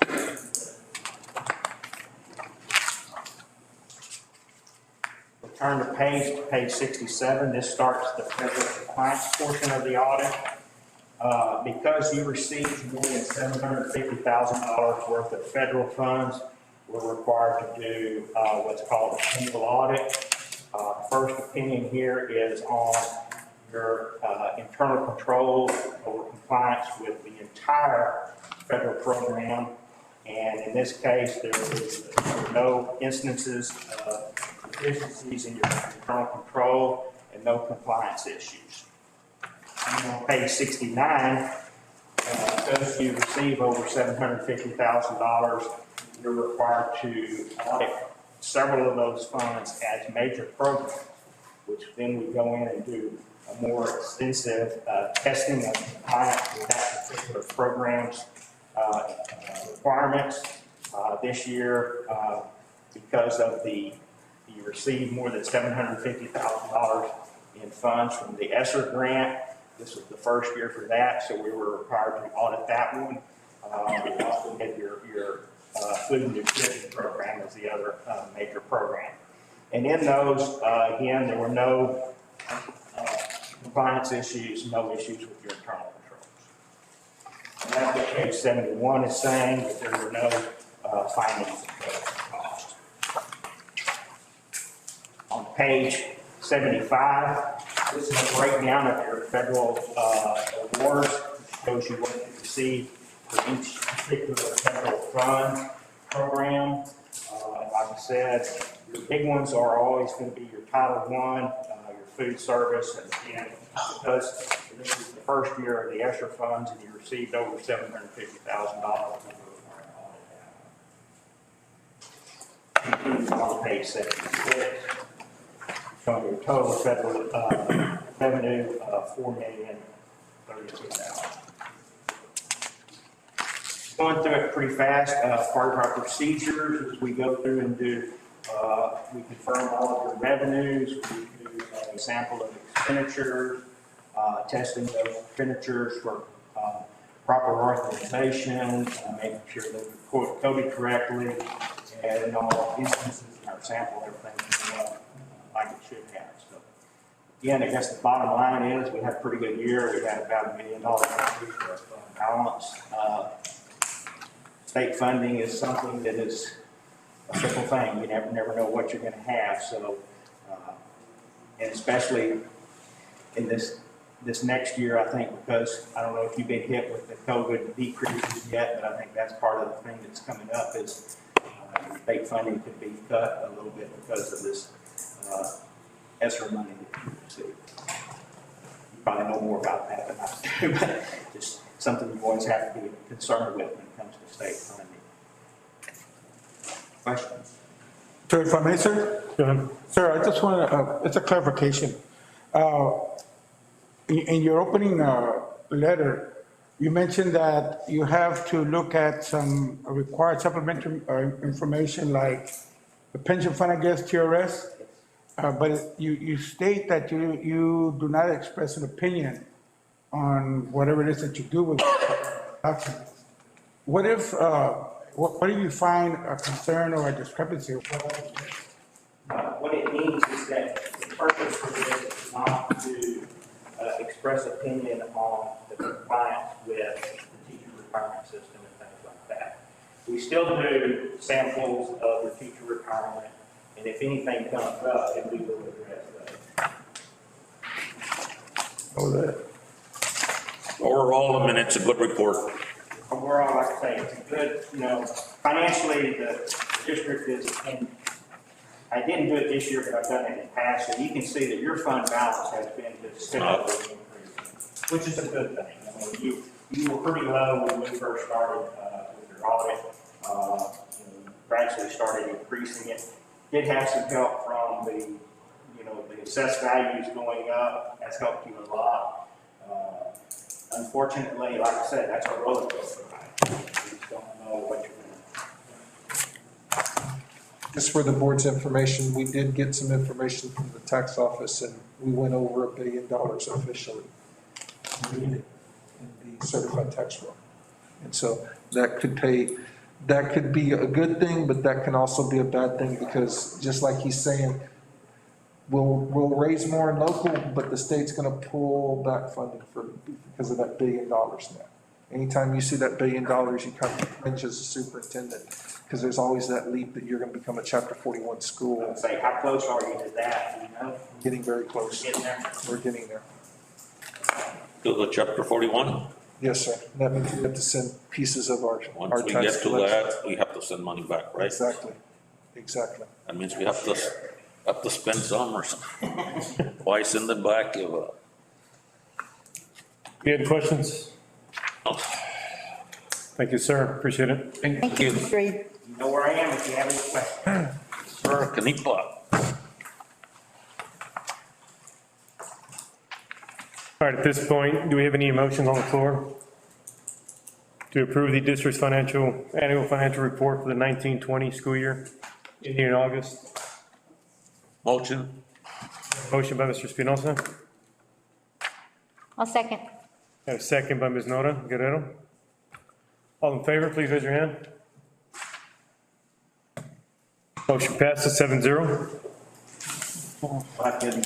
Thank you, sir. Have a good night. Safe travels.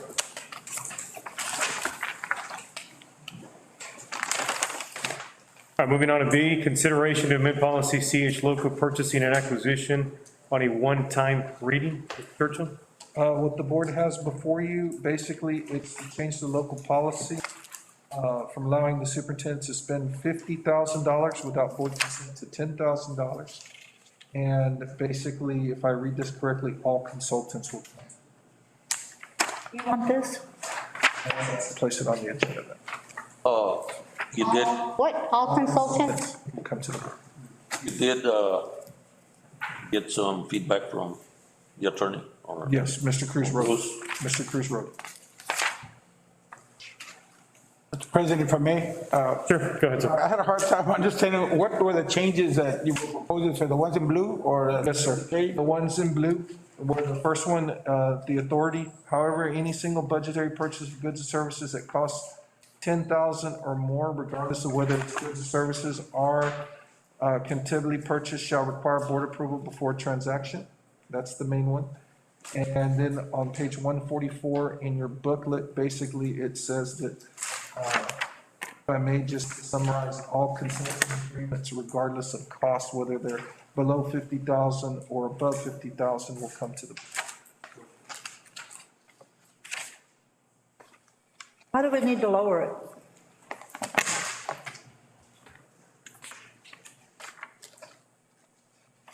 I think it's fair. We're a very small district. He doesn't need to have that as a third.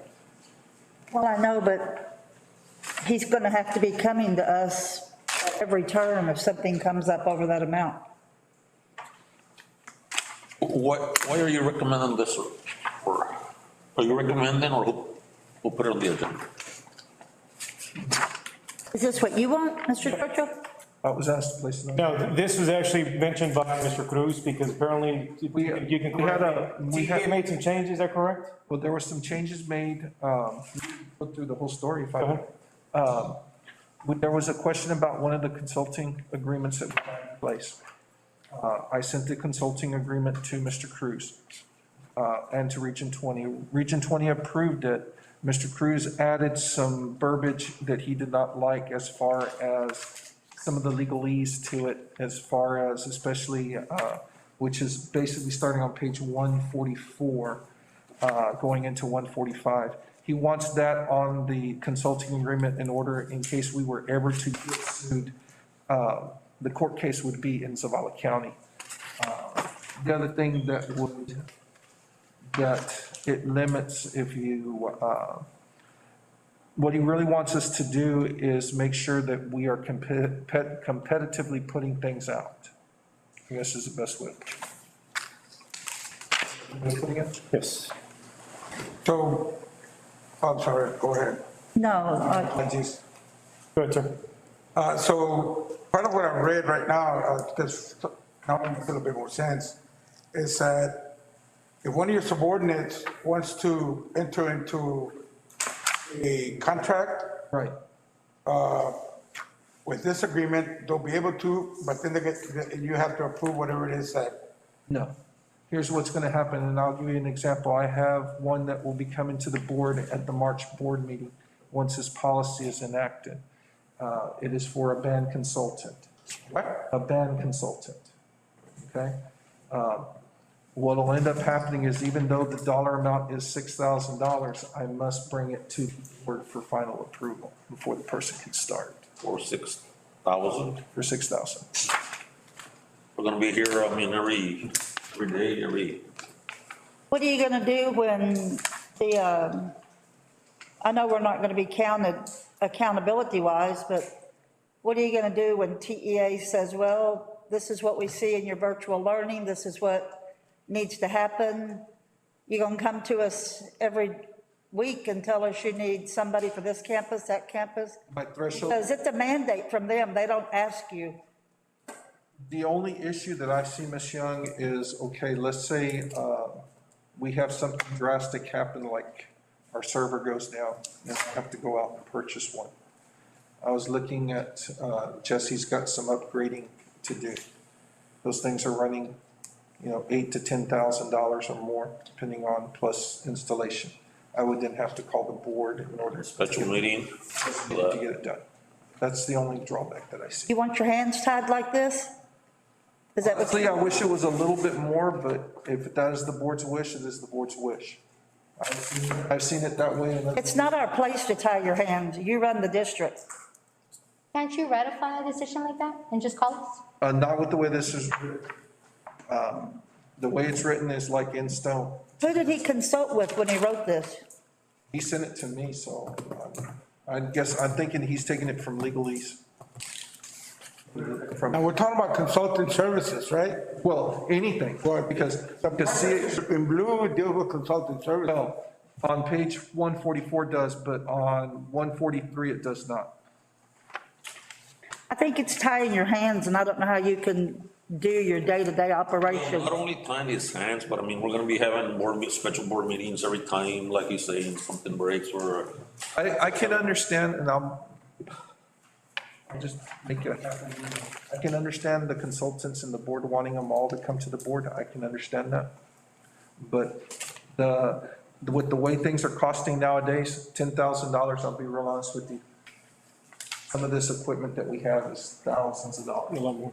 It could easily be, and while you're sitting there with computers and things like that, am I correct when I'm saying our servers? Very quickly. That's the only thing I will say. In all honesty too, I mean, we shouldn't even be having consultants, spending money on consultants. We should be able to handle our business. The issue that we have is. I'm confused why we weren't all involved in this, why it just came up. I think two things. One of the things that we also uncovered, that Mr. Cruz brought to my attention, which I'm glad he did, we were working on out of a 2015 that they found purchasing manual, had not been updated. There's some new purchasing guidelines that went into effect in 2019, the 2018-2019 school year. So I have orders right now that we sent our 2015 version over to Region 20 for update to come back, so that we meet the letter of the rules when it comes to purchasing. Like I said, I personally I can understand the consulting. Yeah, agreements and that's understood. I understand wanting that. The updating And everything coming to you all, and you guys give me thumbs up, thumbs down. I just worry a little bit on the other side, just simply because of the costs. You are tying my hand. In your opinion, you're saying it's too high an amount? Well, I'm saying that the $10,000, I could easily need a board meeting very quick. Oh, okay, hold up, hold up. I see one underlined, then I see a 5 with a line through it, and Yes. then 0,000. So it'll become $10,000. So it's 10,000, not 150,000? It's 10,000. $10,000. Well, it was just 50, right? It was, TASB recommends in your legal policy is $50,000 for superintendents. So I understand page 144 more than I understand 143, I'll be honest with you.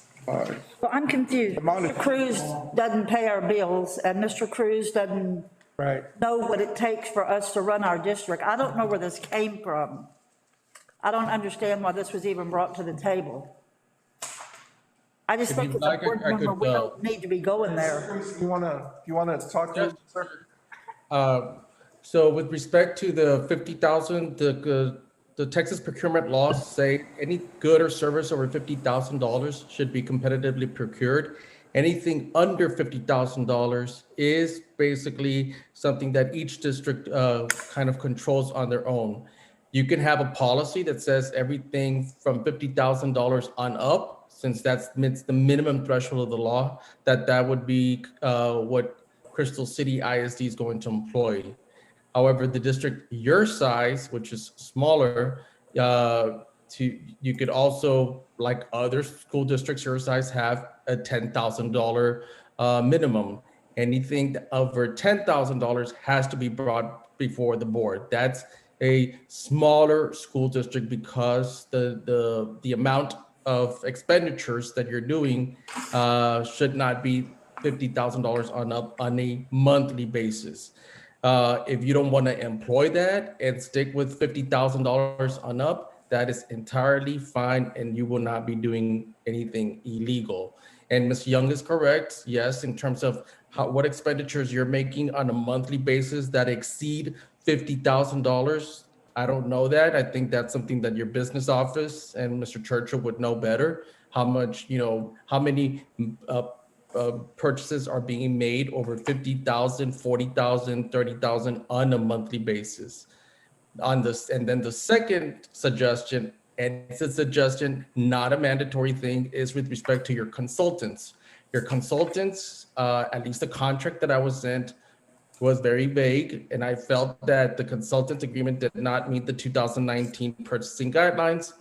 The consultants, yes, each school district can basically hire a person for student services, a instructional consultant, but the purchasing manual from TA does say that you should, even though you're not required to, get at least 3 quotes. How do you get 3 quotes? You pick up the phone or you have somebody submit something in writing to you so that you could basically show to your taxpayers that you are at least trying to look for the best consultant at a reasonable price for the school district.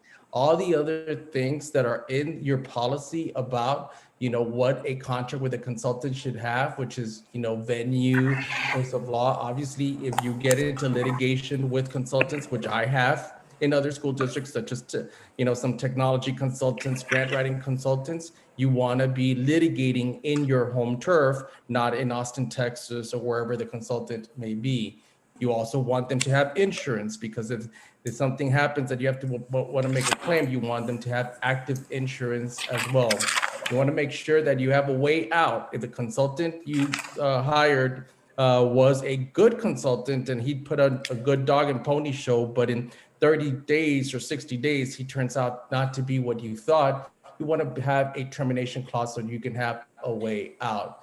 And you want to make sure that you have a non-appropriations clause. All of these things that I'm kind of saying are in part 3 of page 2 and 3 of your proposed CH local. If the board feels, we want to stay doing things as is and not adopt any of these suggestions, you're not going to be doing anything illegal. Is it a better practice? In my opinion, it is. But again, that's, my suggestions are only to try to see for you to kind of be in line with TA purchasing manuals and stuff, but they're not mandated by law. Mr. Cruz, I have a question. Mr. Cruz. I have a question. Like, in our special ed program, we hire a lot of consultants because, we don't have, the staff necessary to provide, the different services.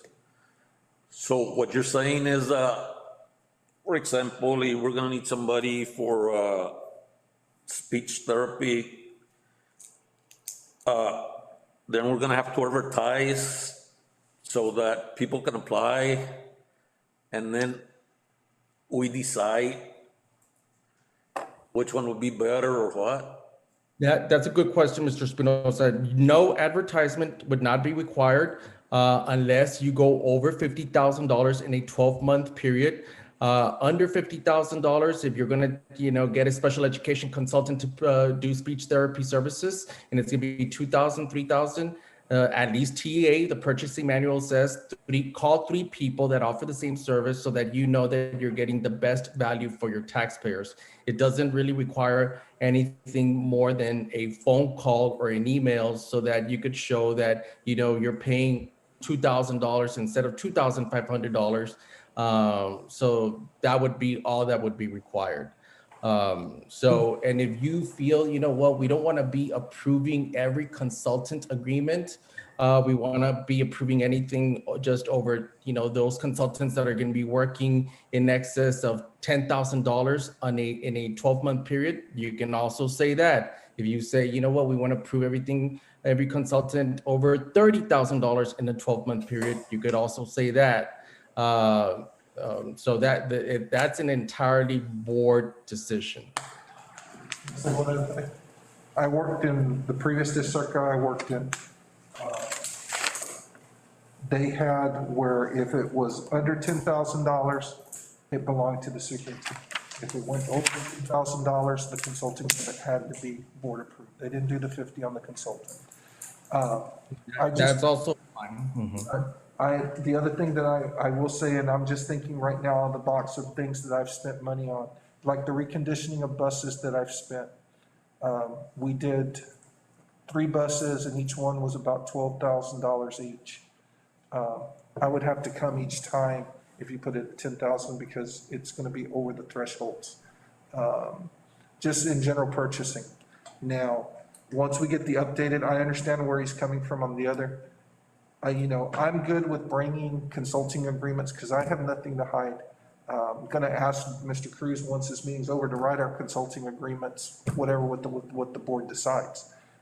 So that way we can, because that was one of the things that was missing in the 2015 purchasing manual was even the consulting agreements themselves, okay? So, you look, it was a hodgepodge. I went back and researched like some of the different consultants that we used, and it was the person who was providing the service wrote the contract. It wasn't the district.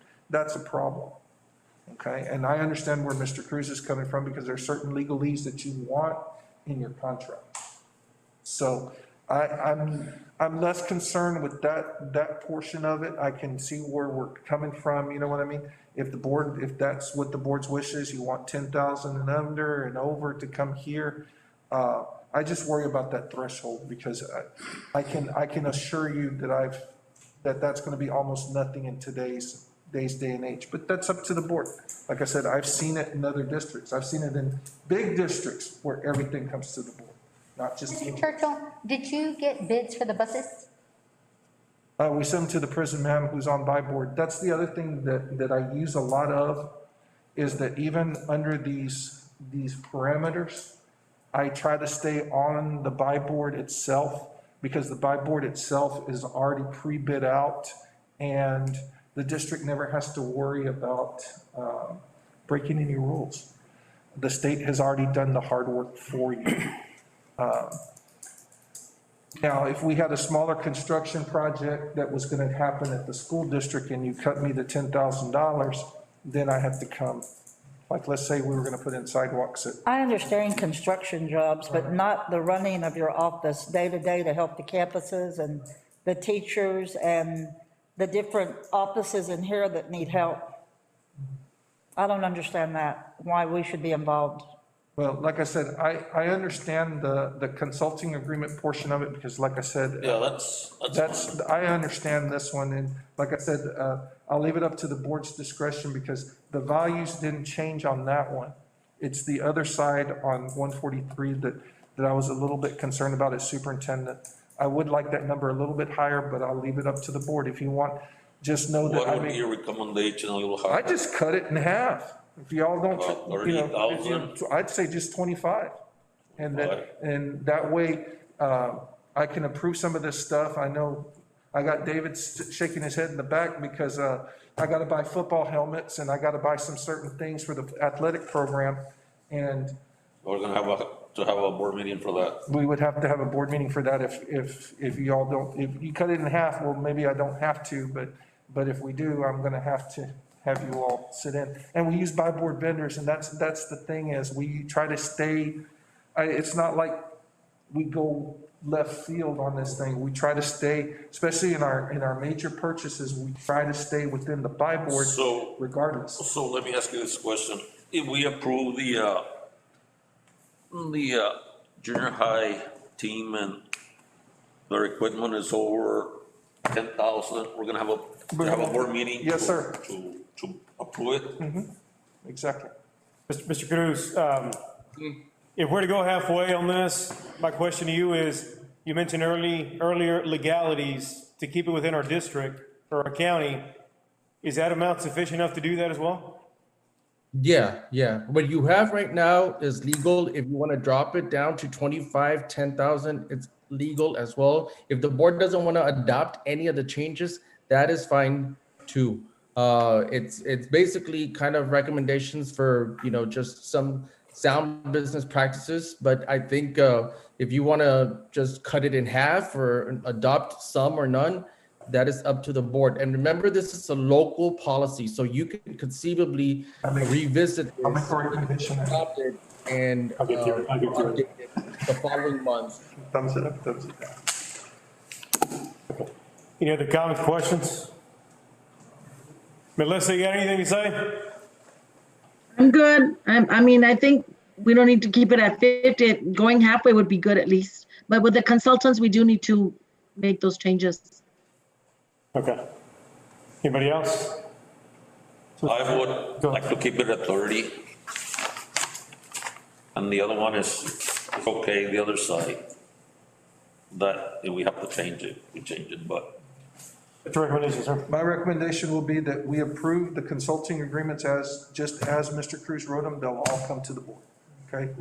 And what I'll do is I'll start splitting them up, those under 10,000, those below 10,000. That way it makes it very simple for you.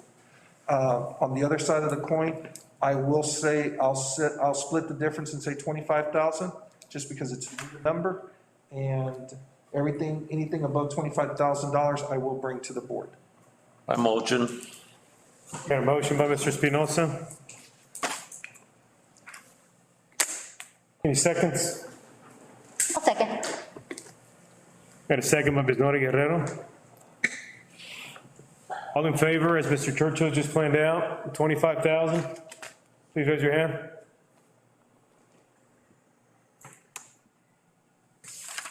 Any against? Motion passes. So one.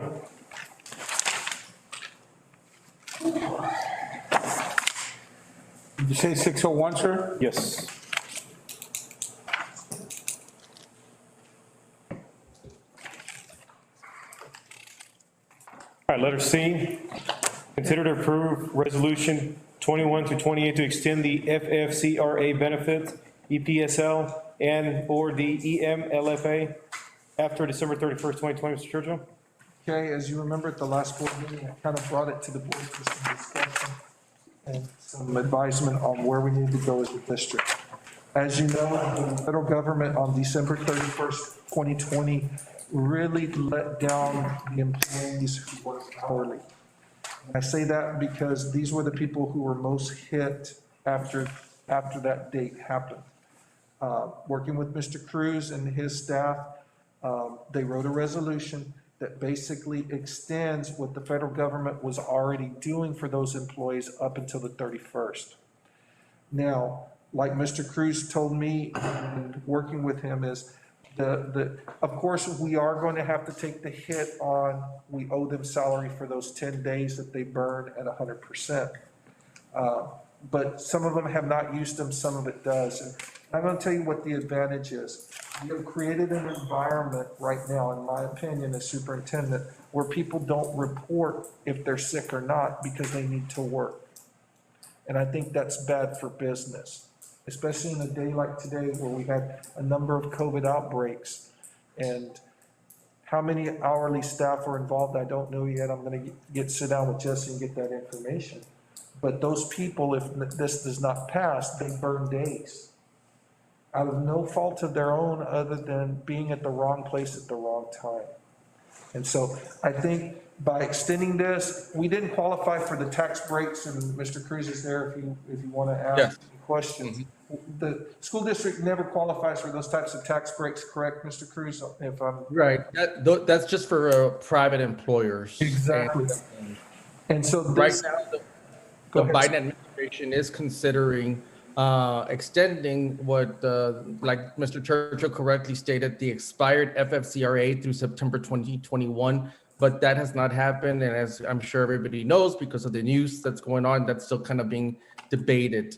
So these employees, your custodians, primarily your at-will employee, that if they do get exposed to COVID or they contract COVID, then at this point, there's no 10 days of leave to protect them as we had in the fall.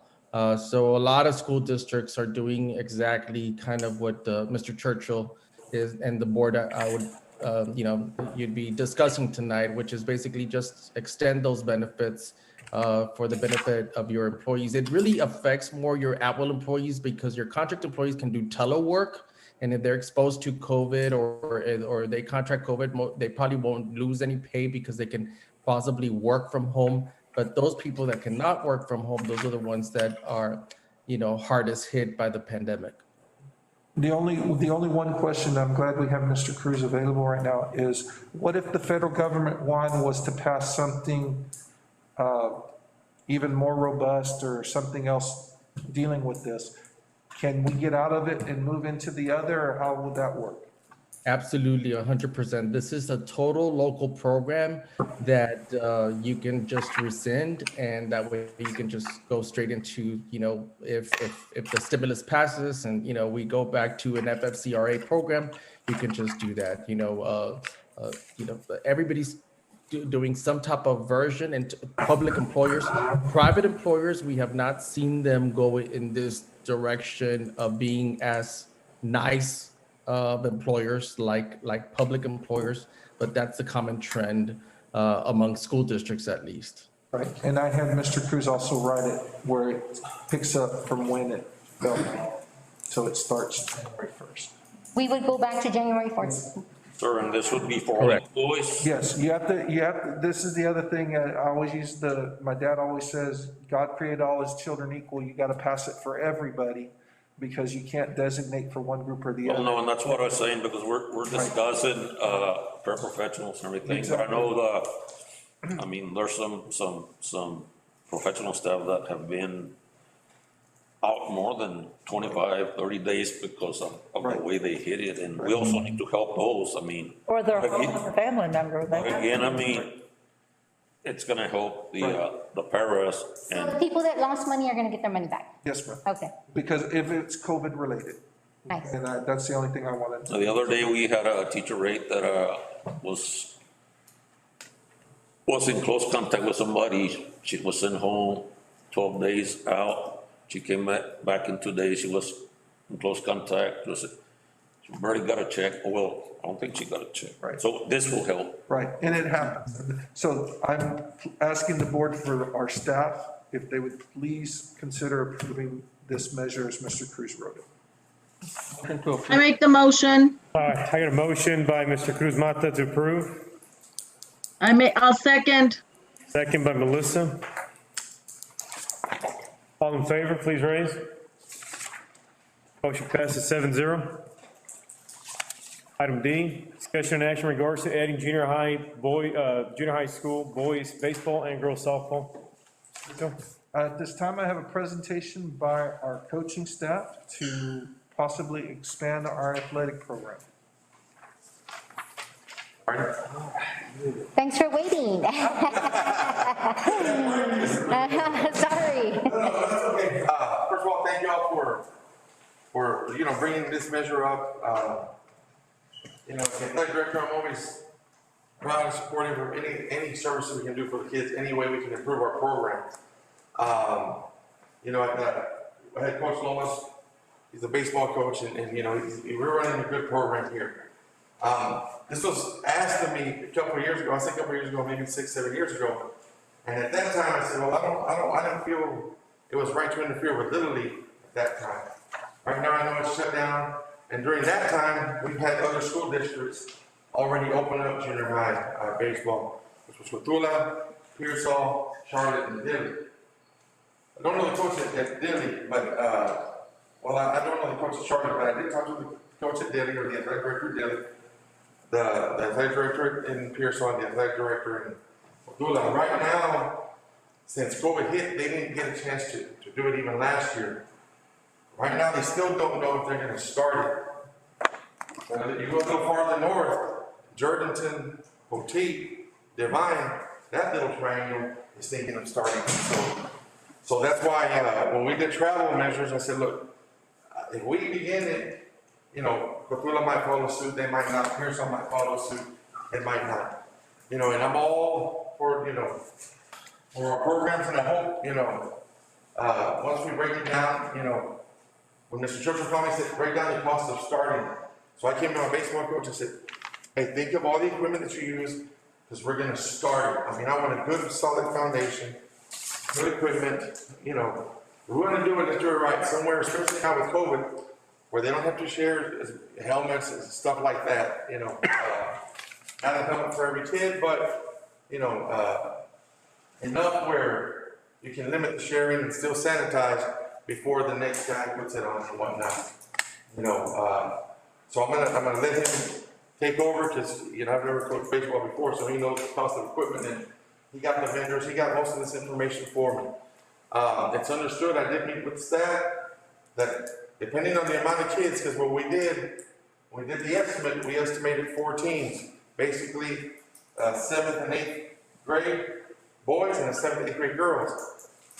So that's the cost that you're going to see. Now, I don't know, because of COVID, how many are going to come out. We might just have one team for both. But right now, we're counting on 15, 15, 15, 15.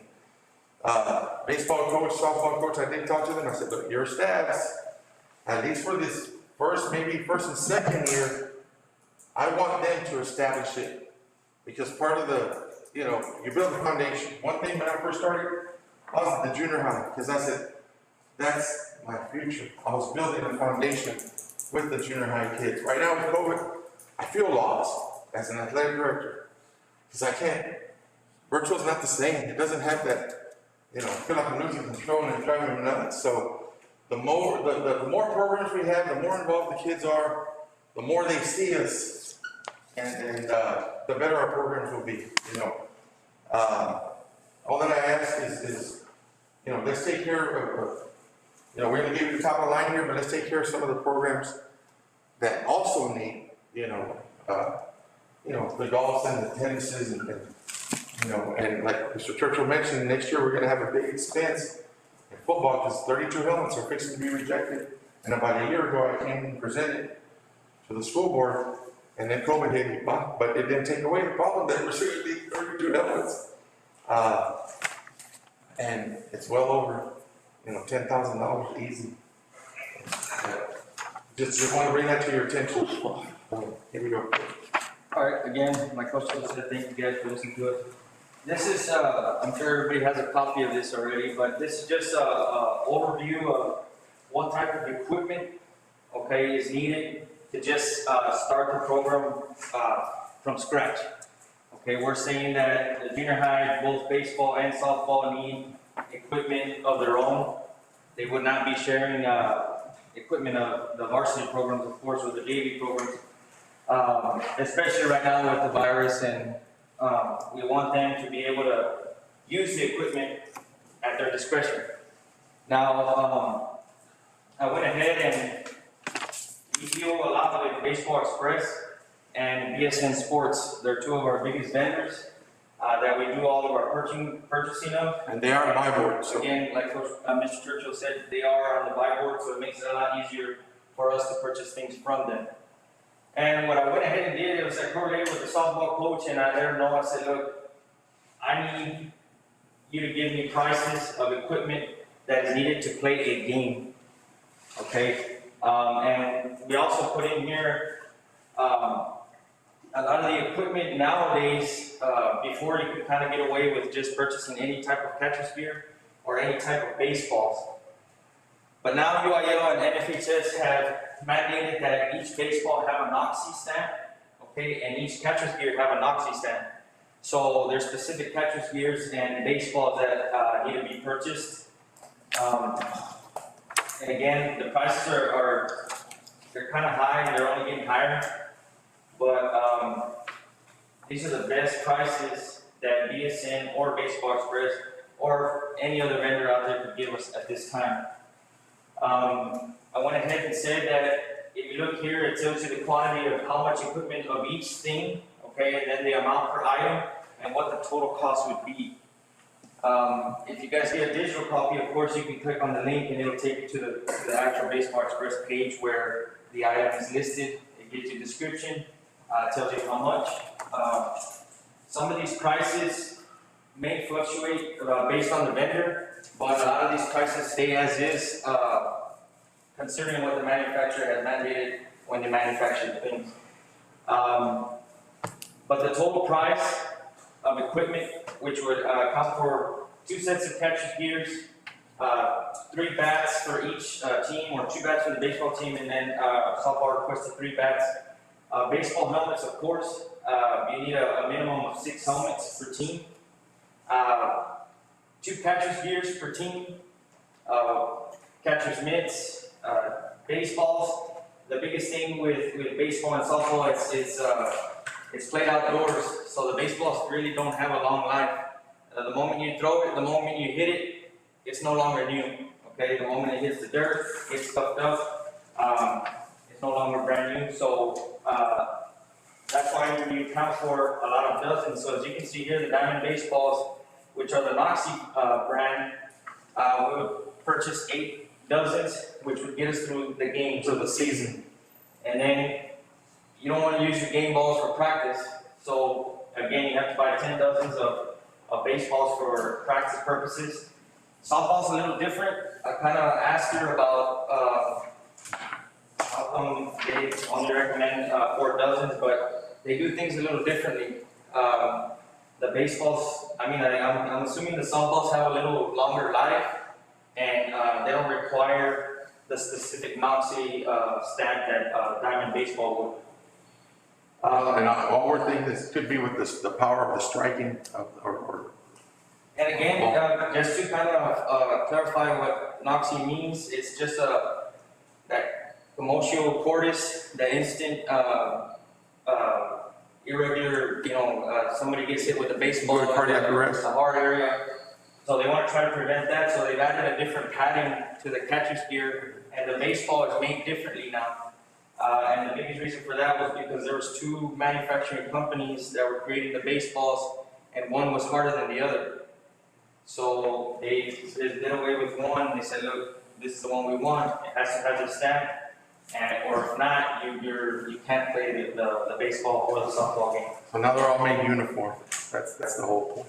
So that's like for safety purposes? Yes, ma'am, it is. And we also added a tees for practice purposes. We ordered 6. We would have 3 and 3. Wiffle balls for the boys, wiffle balls for the girls, of course. And right now during the pandemic, we're required to wear masks. So we added the gaiters, which are the face masks. And again, the prices are there for both programs. We're thinking the numbers would be 30 for each, 30 for girls, 30 for boys. So we would need 60. And we acquired that quote from Genesis Screen Printing from Uvalde. They do a lot of our, quick work. Quick work. We'll go ahead. The equipment total $7,000. It's roughly $7,000. That's the projected cost of all the equipment for both boys and girls. We moved down here to the uniforms. For the boys, baseball hat, of course, baseball pants, baseball jerseys. For the girls, we got a quote for softball jerseys, softball pants, and softball visors. And again, I went ahead and added the gators down here. So just to kind of see that it goes with uniforms. So it would be, the equipment cost would be $600 less than the projected total of $7,000. But I ordered this quote again from Genesis Screen Printing, and the total cost for the uniforms would be $4,110. That's for 30 and 30. If you see here on line 36, I listed the travel, which would be the destination, the mileage, round trip, and the cost per mile. Right now, I think in the school district is $1.08. Per mile. Yes. So again, it depends on the schedule. I can't tell you exactly how many times we're going to travel out of town, but when speaking to the coach from Jordanton, who's trying to create the specific junior high baseball league and softball league, he said that each team would play 4 times in April, and each time you play is a doubleheader. So I'm kind of assuming that we would probably travel twice and host twice, right? And in the month of May, we would pick 2 weekends out of the month of May to allow for a tournament. So I went ahead and listed the teams in the area that are projected to have a team, which is Divine, Jordanton, Gilly, Cotula, Cotuí, Natalia, and Somerset. And this would be the mileage, the round trip, of course, cost per mile, and then what it would cost just to travel to those specific places.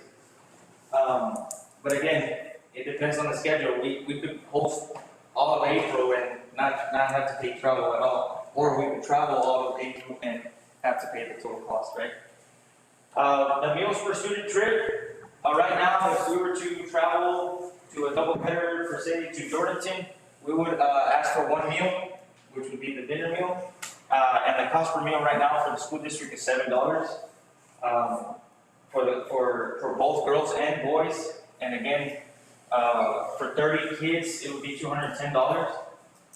And again, that could change too. It could be less. You may only have 25 kids on the junior high baseball team or 20 kids on the softball team. So, but again, we're thinking numbers. We went best case scenario, you know, we tried to keep the pandemic out of it, but with the understanding that it has changed. And when I asked the coaches to figure this, I told them to figure it at maximum amount so the board would get an idea of total cost. And there may not be the participation in, let's say, 8th grade girls or something. Correct. But you still plan for it, because if you're gonna do it right, you plan for the total package. That's correct. I have a question. Yes, ma'am. They want to start this year? I believe so. Where are you gonna get the money from? We would have to. Can we finish with the Let them presentation finish- let them and finish. response to I'll tell you. questions? I'll answer Yeah, that. let's get back to the presentation, please. Okay. And I also went ahead and added tournament fees. Us at the varsity level, we typically travel to 2 tournaments throughout the season. And I don't foresee that the entry fee costs, of course, because you have to pay for the entry fees, would be over the $250 per tournament, plus a dozen of official game balls. Okay, so that's how a lot of the coaches get their payback. Okay, because the money, you know, it goes somewhere else. So our payback would be, at least we got, you know, 6-7 dozens of game baseballs out of the tournament. So again, I did it for the month of May. The league may choose to have 2 tournaments throughout the month of May. So each tournament would be $250, so that would amount to $500 per program. Okay, and then we look down here, line 56. Okay, went ahead and did 2 of the same. So the bonus for the boys, again, as if we were to travel to Divine, Jordanton, Diddy, Cotula, which would be the four trips. And I added the 2 tournaments in May. Again, it may be in Jordanton, it may be in Crystal. But just preparing for if it is in Jordanton or if the tournament is Divine, this is what it would cost for us to have the league per season. Again, to Divine, cost of mileage, round trip would be $174. One meal at $7, 30 kids. The total cost for the trip would be $384, including meals and mileage. And I went ahead and did that for Jordan, Dili, and Cotula. And then the tournaments are a little different. The tournaments are a little different because if you leave at 6 in the morning, then you're going to have to provide the student athlete with breakfast, lunch, and dinner because he's missing the 3 meals at home. So what I did was I said tournament, Jordan, the cost of mileage would be $200.88, and it would be 3 meals at $7. So the total cost of the trip, including the tournament, including the mileage and the meals, would be $830.88. Again, I didn't want to put the tournament fee in there because usually when districts have tournaments, they don't charge. But again, that's up to the league. You know, when we go to tournaments, it's not a district tournament, so they do charges. Correct. So that's the specific reason why I did not add it in there. Okay. And then the tournament to Divine, 174 cost of mileage, 3 meals again, and the total amount to have a season at the junior high level would total up to $3,039.64 for both boys and girls.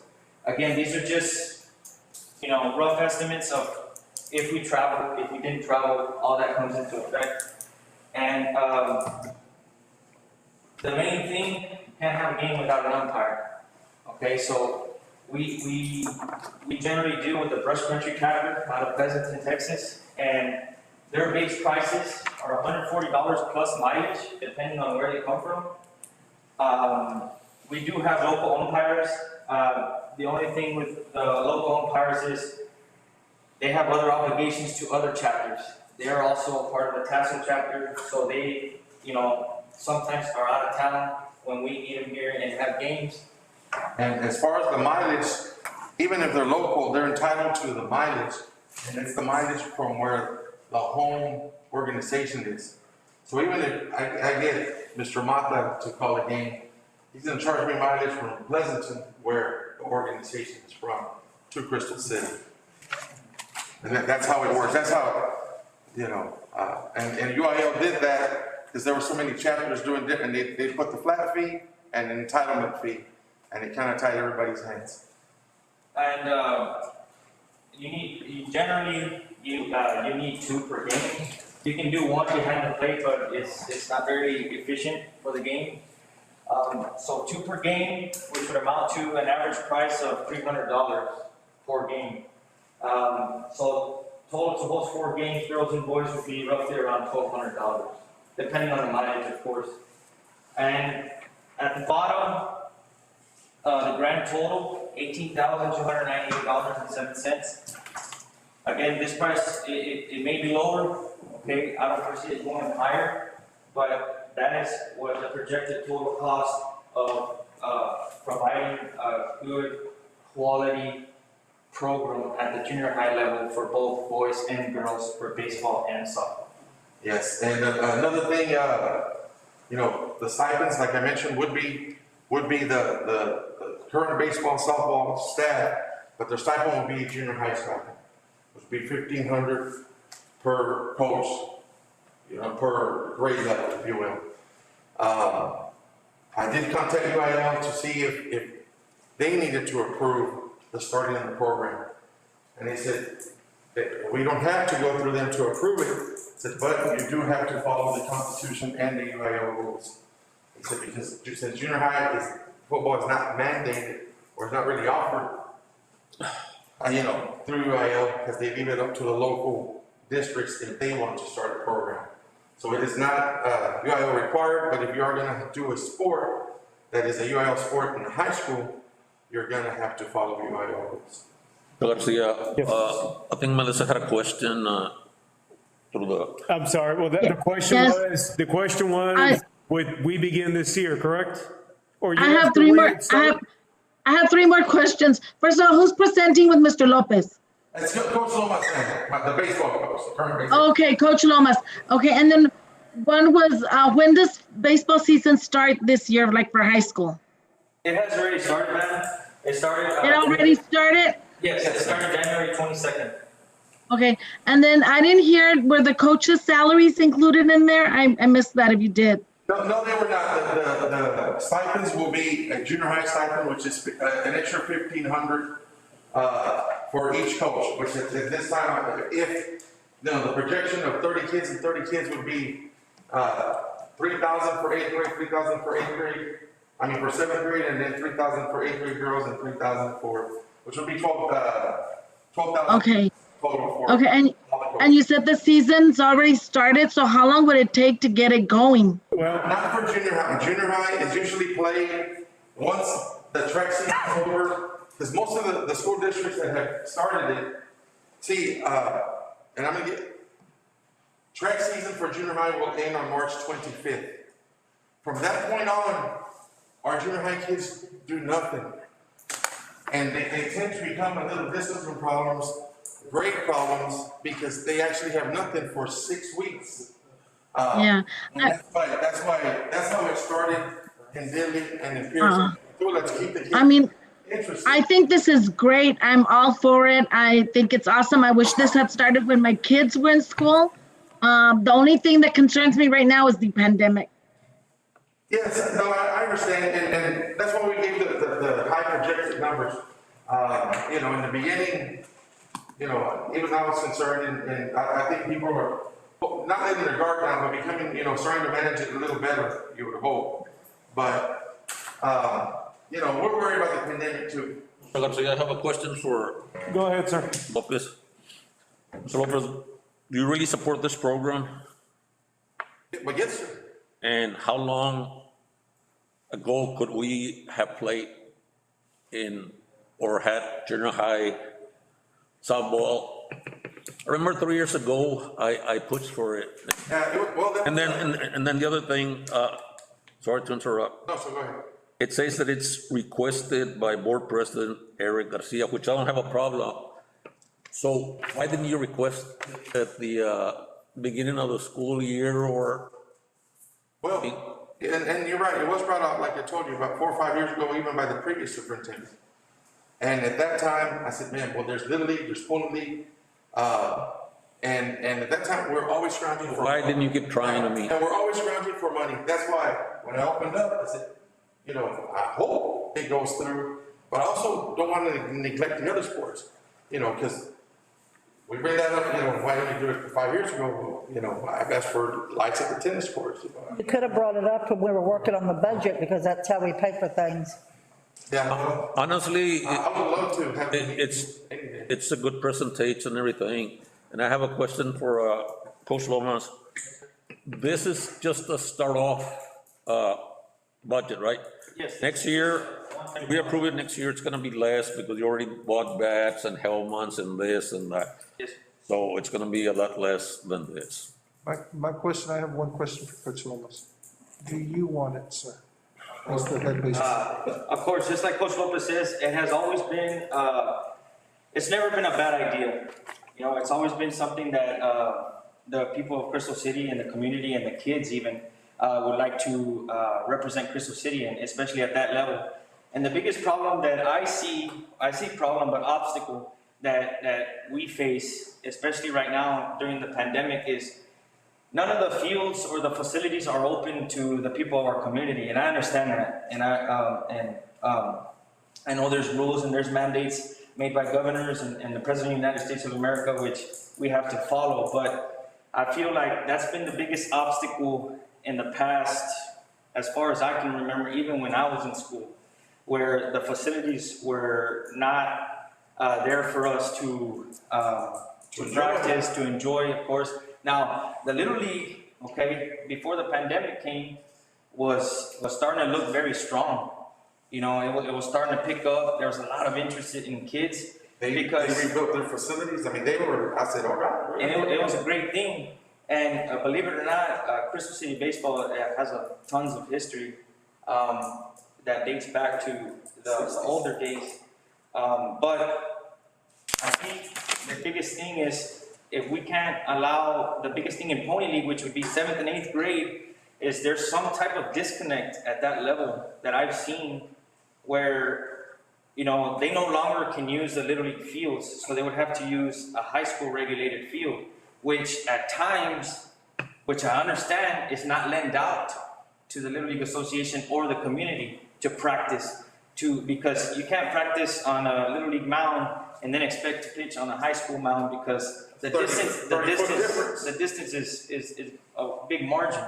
So I think if we promote this and we have this for the people and the students of Crystal City, it would promote more numbers, one, right? It would expose them to a higher level, and it would prepare them, okay? Because instead of having 0 to maybe 2 games a summer, automatically, if they were to have a league, we'd have 16 games, which is more than they would ever get in, almost at the high school level, varsity, we get just over 16 games.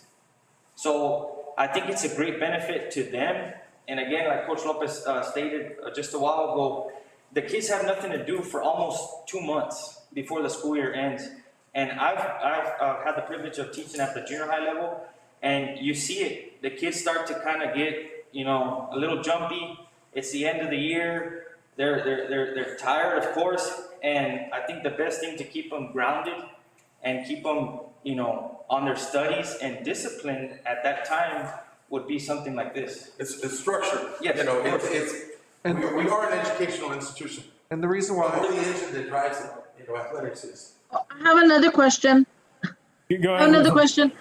Aren't there rules about if you're playing in Pony League, can you still play under UAL? Well, no, it's not. We don't have to. They have to follow UAL Constitution, but in other words, the kids still have to pass to play and Yes. follow the coach's rules. But So technically, Melissa, right now, Pony League would be through the Little League, and there's no Little League this year. there's no Little League right now. The parks are closed.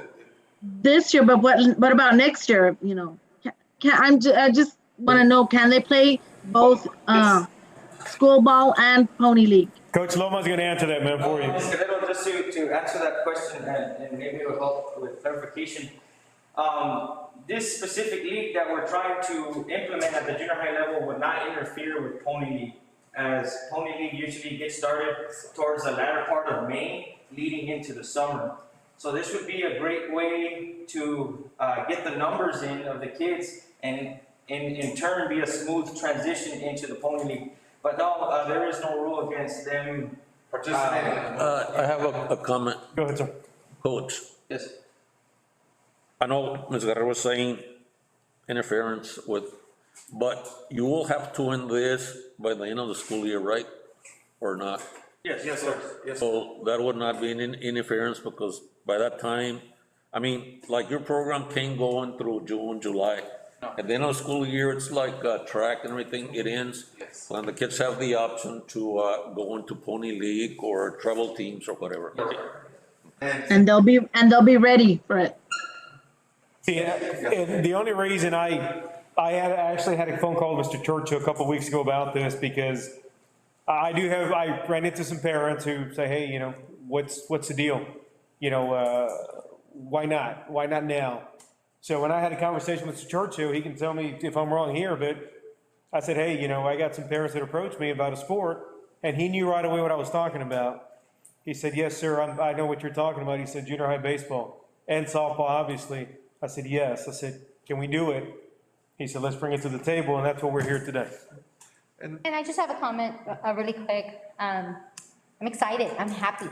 You know, when I first got here, I remember parents as well had approached me.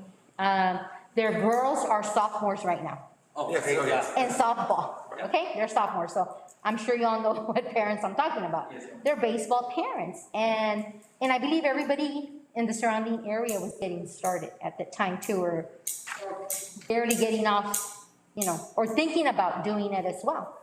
And then, ya no hablamos, you know, we didn't talk about it anymore, and, you know, you forget about it or whatever, but right now I think it's perfect. I mean, our kids are going through a lot right now. And as far as games, it seems like the South congregation, the Cotulas, the Dilley, Pearsalls play on Saturdays. The North congregation must play on Mondays. That's my only hesitation with the North congregation, because I know prior I would have little trouble with administrators, people leaving, earlier for whatever, and those are the part of the trips, but I mean, it does help, and they understand, or at least the junior high principals that I had before, they always said, man, we need another sport, and baseball was brought up, but I did not want to cut into Little League, because that's a community effort at that time. Yeah. Go ahead, Tom. And just want to, go ahead, Melissa. I never want to step on a board member, so you first. No, listen. No, that's okay. I was just gonna say, I'm sure it helps with behavior too at the end of the year. Oh, no, it does. And one of the things I wanted just to add is, I know Coach Lomas, I've always been asking him, what do you need for your field and things like that, because baseball is a sport, basketball is near and dear, but my second favorite sport is baseball. I'm just gonna be honest, sorry, Coach. Oh, it's okay. Football is my third, but boys and girls. And I think it's great. Now, where's the money gonna come from? I have to come, if the board approves it tonight, I have to come at the next board meeting with a budget amendment. I have to find the money somewhere. $700,000. I agree, Cruz. How much did you say? 700,000? Now, Run that back. Go ahead, sir. Hold on. the thing that I would say is because with the absence of our leagues and stuff, this is the big plus that this brings to you. These are the sports that a small community like Crystal can win a state championship with the right coaching and the right playing, and you get one special or two special players, but they have to be developed in the system. And that's the one thing that Coach Lomas has no control over, because all he has is a varsity program. He has no building block program other than the little leagues. You see what I mean? What is junior high athletics for? Junior high athletics is for participation, always number one. Get the kids out there, give them some memories. But it's also to build Friday night lights for our coaches, because that's when the games start to count. Now, we just won a by-district championship in basketball, we had a seeding game on Tuesday. But those seeds were laid years ago in the summer leagues with those kids playing. This is our opportunity to start something. Now, am I gonna have to go to war and find the money? I guarantee you I'm gonna have to. Probably the business manager probably wouldn't like me right now, but I'm gonna make the recommendation that we start it. Because I think it's good for our kids. I think we can do it. When you look at the cost, and that's what I was sharing with Mr. Garcia, total cost of the program is $30,298. Total. That's out the door if he plays every game on the road, buys every piece of equipment for every single child, has all 4 teams, and has all 8 stipends. There is a chance that we may not get participation. I can't guarantee that it is. But we still need to establish the foundation. Exactly. And you still try. It may be year one, we have a combined team. We will deal with what is out there at the time. If we have, 5 7th graders and the Lester 8th graders try out for both teams, then that's what we're gonna go out with. But at least we gave the opportunity. If we can't fill the team, we can't fill the team. The money gets unused. It goes back to our team. Mr. Churchill, I want to make a comment and then will be my last comment. I see a lot of enthusiasm on supporting this, and I support 100% on, like I said.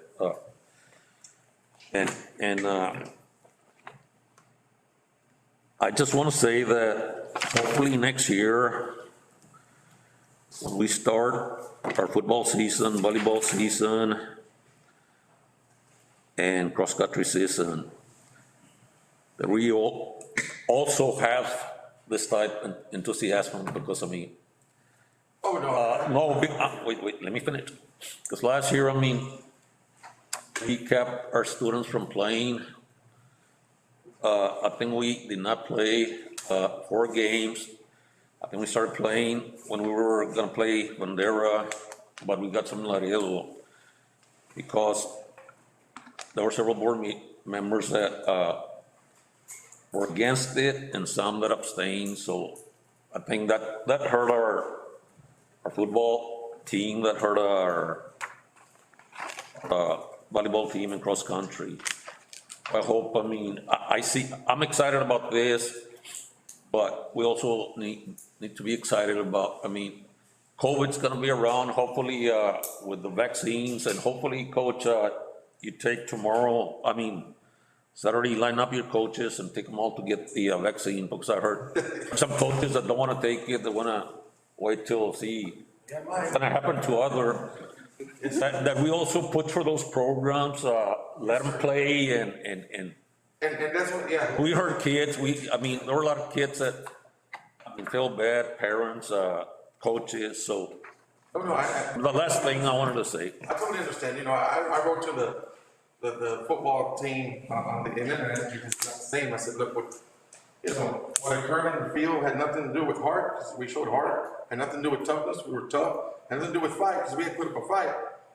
It had to do with preparation, we were not prepared, we did not have a summer to work out.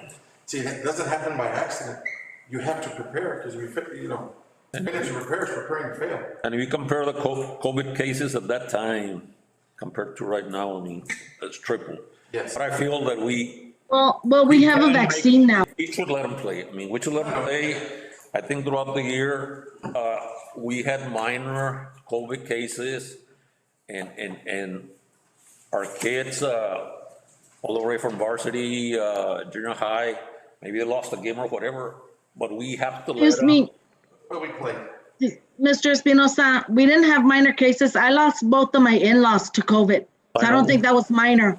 And that was my only concern, was the COVID, but we have a vaccine now. So I can see the kids playing and everything, but I don't appreciate that it was minor COVID cases. I lost both of my in-laws. I know that, and I am sorry about that. It's just unknowns. It was the unknowns that we didn't know. We didn't know. Hold on. Mr. Cruz, go ahead. I got two questions. Martha, sorry. Home games, are they gonna be announced? And the reason I'm asking that is because since I work for SWTJC, I've done it in the past where we can donate balls, Yes. baseballs, and then as long as we get sponsored, announced during the games, that's one way of saving, money for baseballs. And who's gonna do the coaching?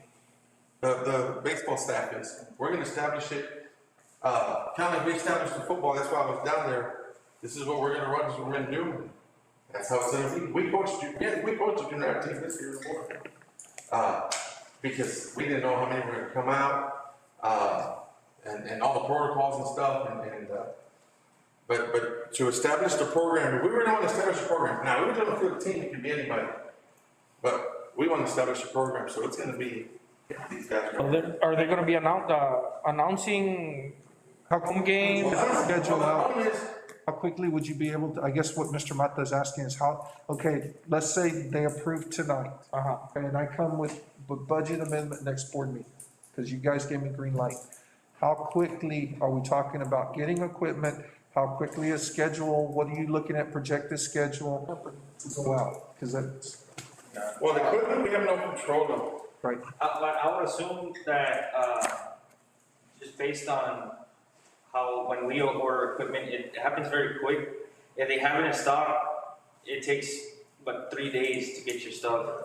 So I would say that all the equipment could be furnished by the companies within 2 weeks for sure. And as far as the league in the schedule, it doesn't take much to create the schedule, as long as you kind of correlate with the other teams. Again, Jordanton would be, I spoke to Jordanton Coach Conway, and he was one that gave me most of the information on how they were doing it, who was involved, and how they were going to play the games. And he kind of made it seem like he kind of knew what he wanted to do, and it kind of just be like a round robin type of deal. Put all the teams in a hat and say, look, you guys are playing here and you're traveling here, or vice versa. So the schedule would kind of create itself through that league. So the schedule, as long as there's a league, there wouldn't be no problem creating the schedule.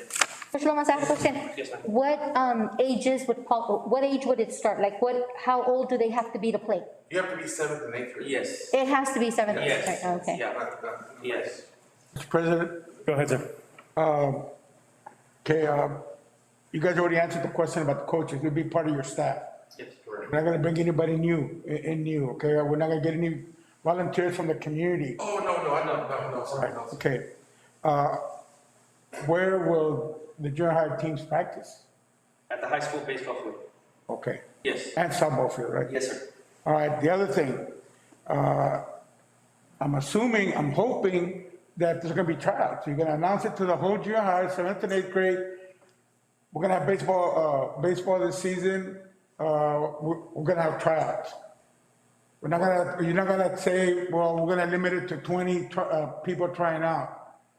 Okay, I mean, that's one of my major concerns, because I know baseball is a very popular sport in Crystal City, and softball. And I personally would not feel good if I approve something that in the end is gonna benefit only 20 boys, 20 girls going out to try out. I know you're shooting at 15 per team, but if you're only gonna invite 20 to the tryout, I don't know if that would be fair. To me, I'm hoping I'm gonna see open tryouts. Yeah, well, generally what we do, just like football, you know, we host a meeting to see who has interest in it. How many are you gonna show up? We write down, you know, names, okay, this is how we're gonna do it, this is when it's going to happen. And it's a transition, okay, I'm interested in playing, now we get down to, okay, who can and who cannot. You know what I'm saying? As far as tryouts are concerned. I'm hoping you're not just talking about the athletic periods at the junior high, but all PE classes, or you disseminate the information to all the kids. Yeah, no, and that's the same thing we do with all the other sports. We announce it to everybody, we don't just. It's not limited to only. We're not select. An athletic program. I pulled out kids out of PE, hey, you need to be in athletics, you need to be in this. All right. Okay, I'm sorry, sir, I had one last question. Go ahead. All right, I know you said, sir, that it's not UIL sanctioned or mandated, but they still have to follow UIL rules. Correct. Not too long ago, I remember reading that UIL was going to approve and actually create UIL sanctioned baseball and softball at the junior high levels. Well, I just got off the phone with UIL right before this meeting, managing Daryl Beasley, and I asked him, do we need UIL permission? We pay to be a part of the UIL. And he said, no, sir. If you want a junior high program, that's pretty much up to you, but you do follow the constitution that's on there. They do have a junior high manual. It's the same as the high school. Okay, and the last one, sir, I don't know how you're gonna take this, but, the season would be only 6 weeks. I don't know about $3,000 stipends for your. No, it's 1,500. I'm saying 3,000 because you're talking about two coaches. Okay, all right. Yeah. Okay. No. No. They're good. That's what I said. That's a little bit better to stomach, sir. Thank you. They're gonna pay, what the junior high football coach makes, the junior high basketball coach, that's what the junior high baseball coach makes. All right. All right, so when did you say track ended for junior high? On April, March 25th. March 25th. That's correct. Okay, so that's plenty of time, obviously, Coach Lomas, for you to, or both of y'all to, if approved, yeah, obviously if approved, to go ahead and get the scheduling, going.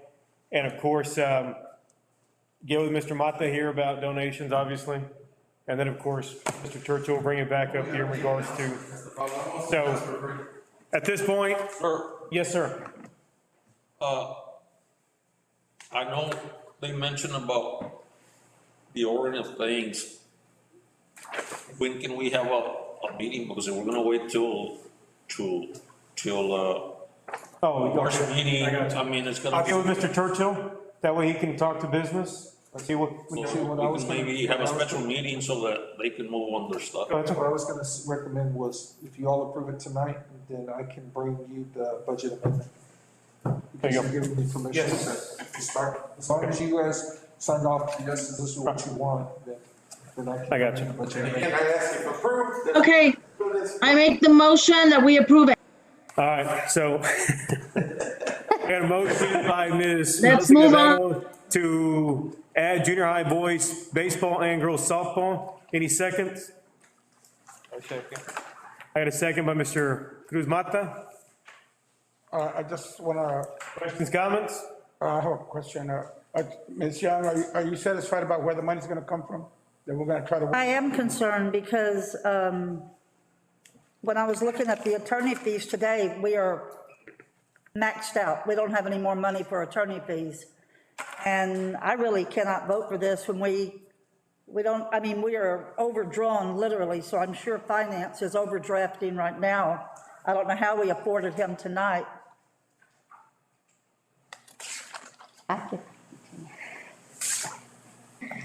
If we can't afford a 50,000 budget for attorney fees, I think this is kind of not a very good priority. We'll give our superintendent time to look. Okay, that was it. I just wanted to. Okay. Any other questions, comments? All in favor, please raise. Against? Motion passes.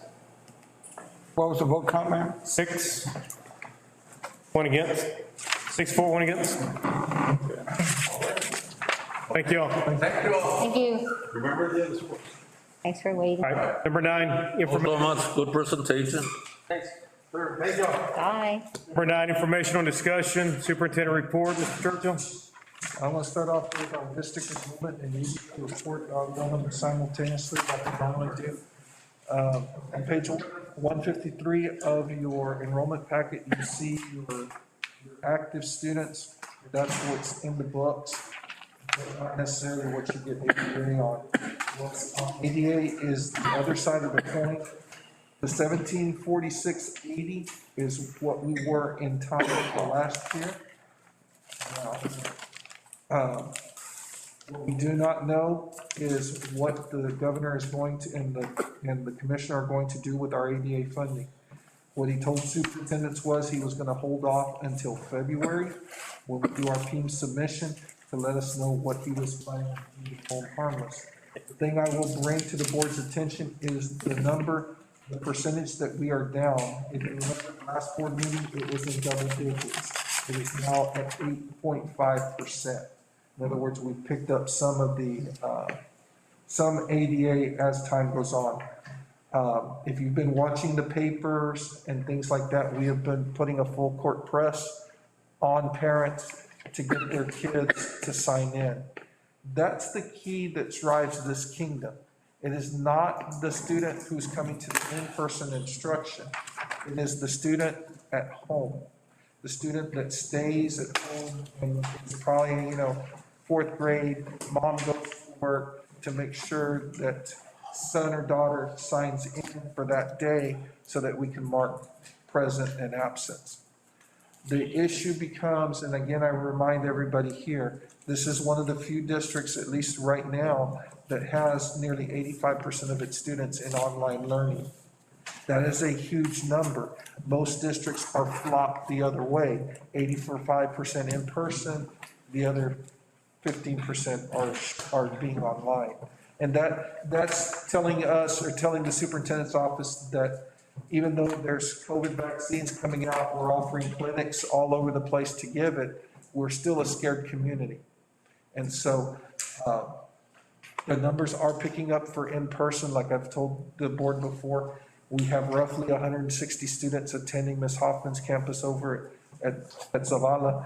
Andi has over 140, but in Andi's defense, with her numbers, pre-KK, the early learning portion of our enrollment has just been decimated. Where she would normally have 6 classrooms, she has 2. And that's because the smallest students are being kept at home by the parents.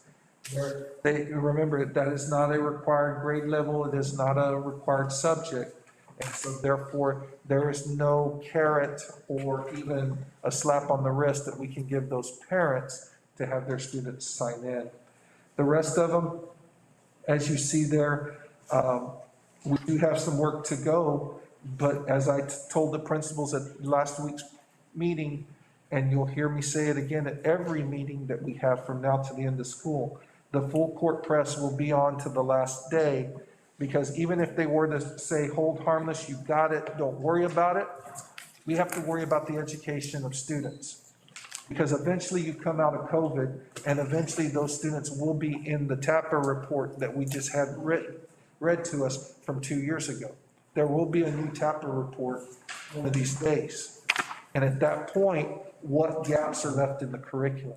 And so from an instructional standpoint, we've got to get this number down. I won't be happy until it's about 4%, because most districts are losing 10% of their population. But we in Crystal, because of where we're at, we need as much participation as possible just to raise those TAP scores, because those aren't really set the world on fire test scores that we had coming in to COVID. What has COVID done to us? So that is there for you all's pleasure there. Like I said, we're looking at about 1,609.8 is what we're averaging every single day coming into the classroom. That's what we're getting funded at, compared to 1,746 that we're coming in every single day at 100%.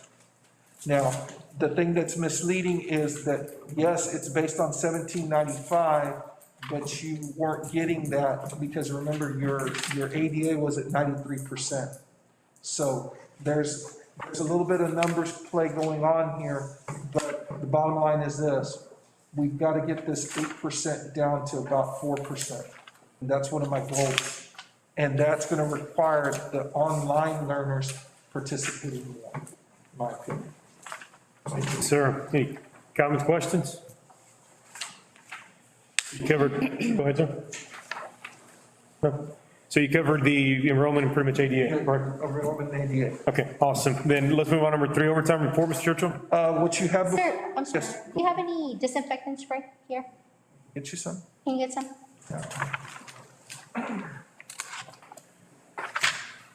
It's very stuffy and coughing and stuff.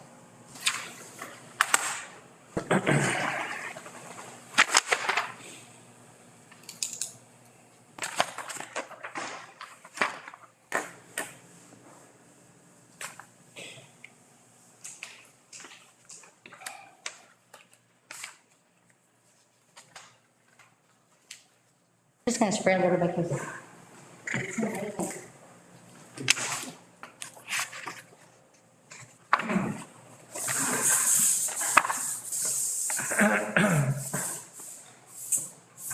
We're ready to move on? Yes. The next report you have is the district overtime. Mr. Cruz gave us a ruling that we would not have to cover up names on this. So you have it by campus, by department, by person, for the entire district. A couple of the issues that I do know that we have, and some of it's tech fees, some of it's with the rollover with time clock. You'll see assistant principals there. Please do not think that they're getting paid or they're getting comp time. Those are hourly staff, but they still go over when payroll runs it. That's what gets cleaned up when they. Is that system combined or no? No, that's part of the problem. DC20 is working with HR and our business offices to try to seamlessly combine, and that has been a problem because time clock is not being seamless with us, I guess is the best way to put it, even though it's the recommended system by region. So the assistant principals and counselors, I mean, because there's a couple of counselors here. Right, they don't get anything. Okay, on page 164, sir. 164. Yes, sir. The lady that has 2481, Monica Gomez. Did you find her? Yes, sir. She works at maintenance, not at Tomás Rivera.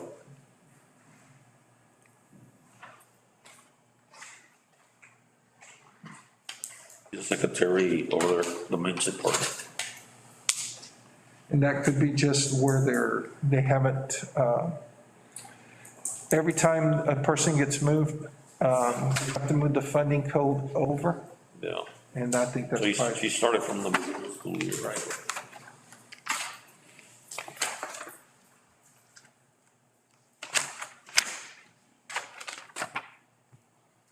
So, Mr. Churchill, we're requiring professionals to clock out at a certain time to not go over the 40 hours, just like at-will employees? You have a policy that requires everybody right now to clock in and out. But they don't get overtime. They don't get overtime. The professionals, remember, if you are an exempt, you don't get overtime. You can. Right, but they still have to clock out. Like, I mean, Yes. I would think because a lot of them clock out and go back to work. Right. I would like to know who's working later, even if they don't get paid. Right. And then we still ask them to clock in and clock out.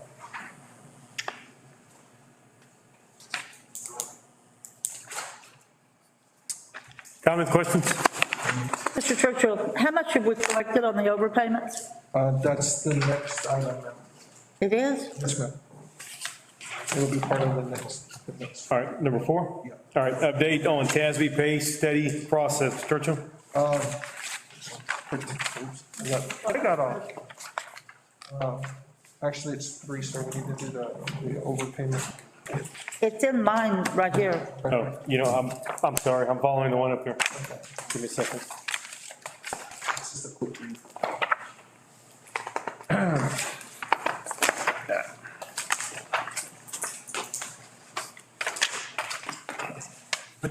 The overpayment report. It should be item number. 166. But I understand, but it's under overtime report? Overpayment report. Okay, go ahead. Okay, just real quick for the board's pleasure, I had HR kind of run up a little flyer on where we're at. We approximately have 3 employees right now that have overpayments. The issue that we're having right now is that according to our business manager who made contact with Region 20, on one of the employees, we are going to have to run a new W-2 form on because of the overpayment. There was a miscalculation in the overpayment and it actually went up higher. And so we're gonna have to issue a new pay memo and a new W-2 form to the employee. Here's the other portion that Region 20 was telling us. It's a little bit harder in the collections when the employee doesn't come and just pay the whole thing at one time. We're gonna have to set up an account, basically, like, let's say they put them on a payment plan and they're gonna pay back, I'll just use any number, like $50 every 2 weeks to come in. We're not set up right now to take cash. We don't take any kind of cash whatsoever. So therefore, we're gonna have to start a special account to make sure that we put that in so that it matches what HR is saying. So like, let's just use one of the examples, one that owes $1,800. We need to make sure they pay us cash, that we go through and charge them only the $1,800 based on the pay scale. A question that I posed to Mr. Cruz was about the stipend. What if, could we just take the stipend away? They really are kind of frowning on that because they want to make sure that the employee is very well aware of what's happening. You don't want the employee to come back and sue you that you didn't give them the money that you promised them if they set themselves up, even though it's probably in the district's benefit for them to pay the large sum to pay it down. So it's a little harder than what it seems like, but we're in the process of getting it all done. So the employees know that they were overpaid? Yes, one of the things that I had Ms. Garcia attach, and this is what the auditors want to see, is the letter of overpayment. In other words, each one of the employees received a document in certified mail saying you owe the district this amount of money. That's where it starts. Is there people that are working for the district right now? Some are, some of them are still, there are some cases where they're not, they have not come back from their leave status. There's too many issues, Mr. Churchill. This has been going on too long. This is not HR. This is falling on you now for not making it stop. This is gonna ding us. This is going to get us in trouble.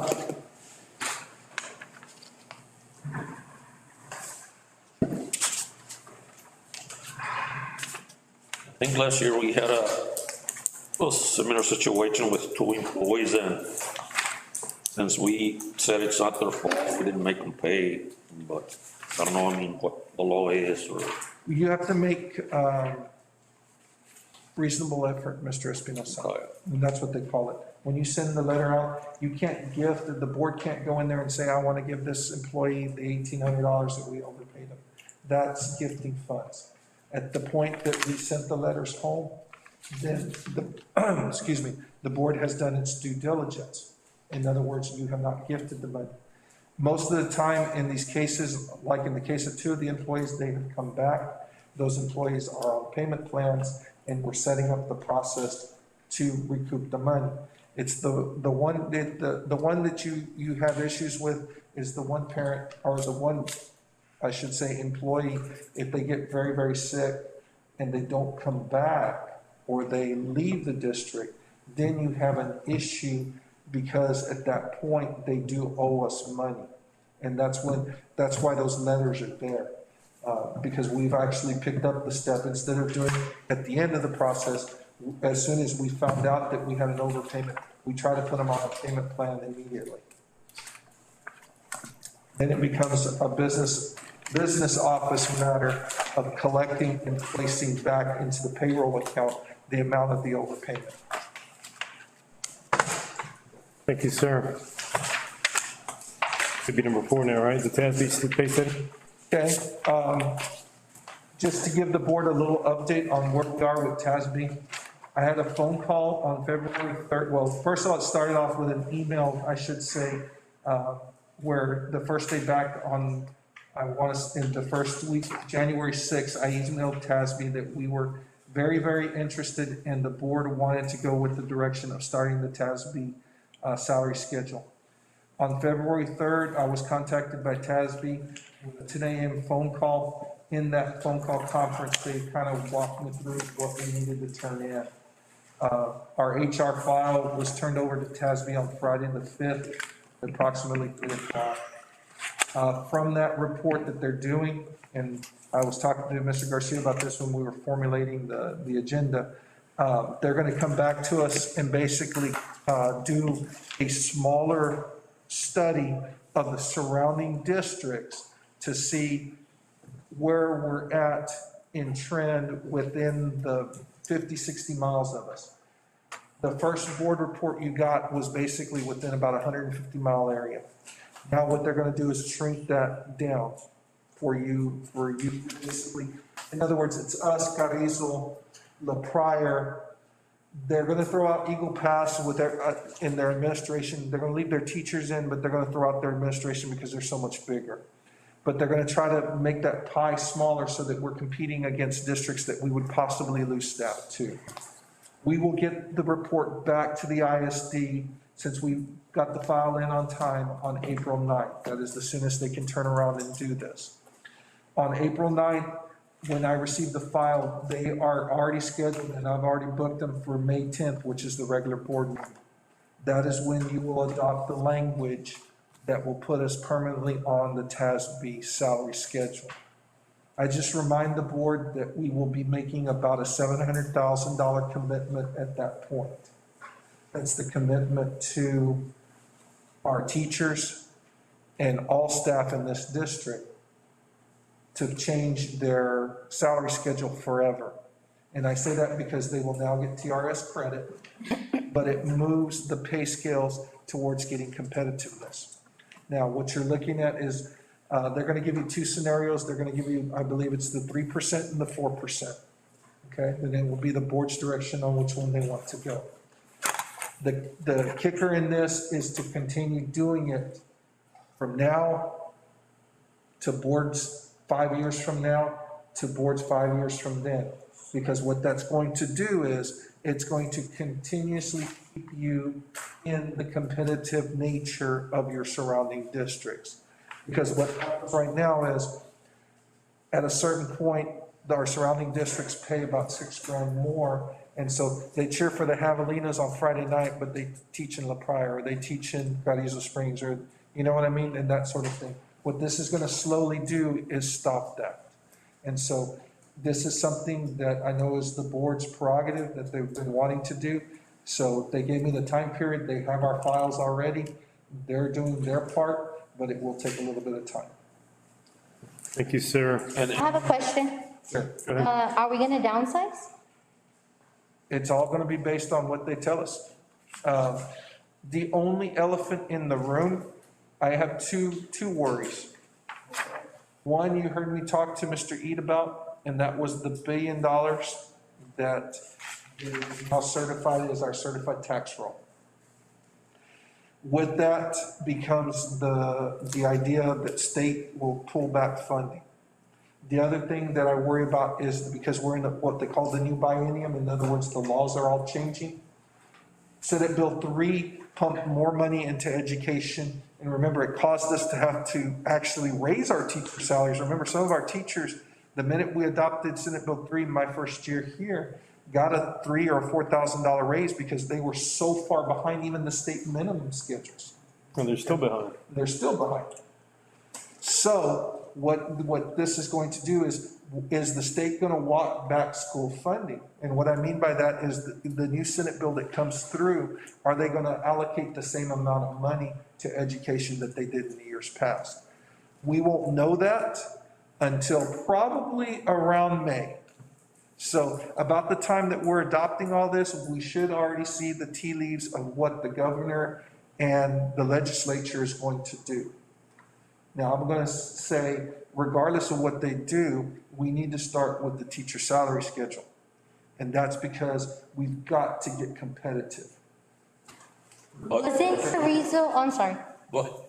wasn't Carrizo on the prior, that's pay scale already, that study? Yes, but what they're going to do, ma'am, is they're going to take their newest one, what they've printed, and they're going to put it in.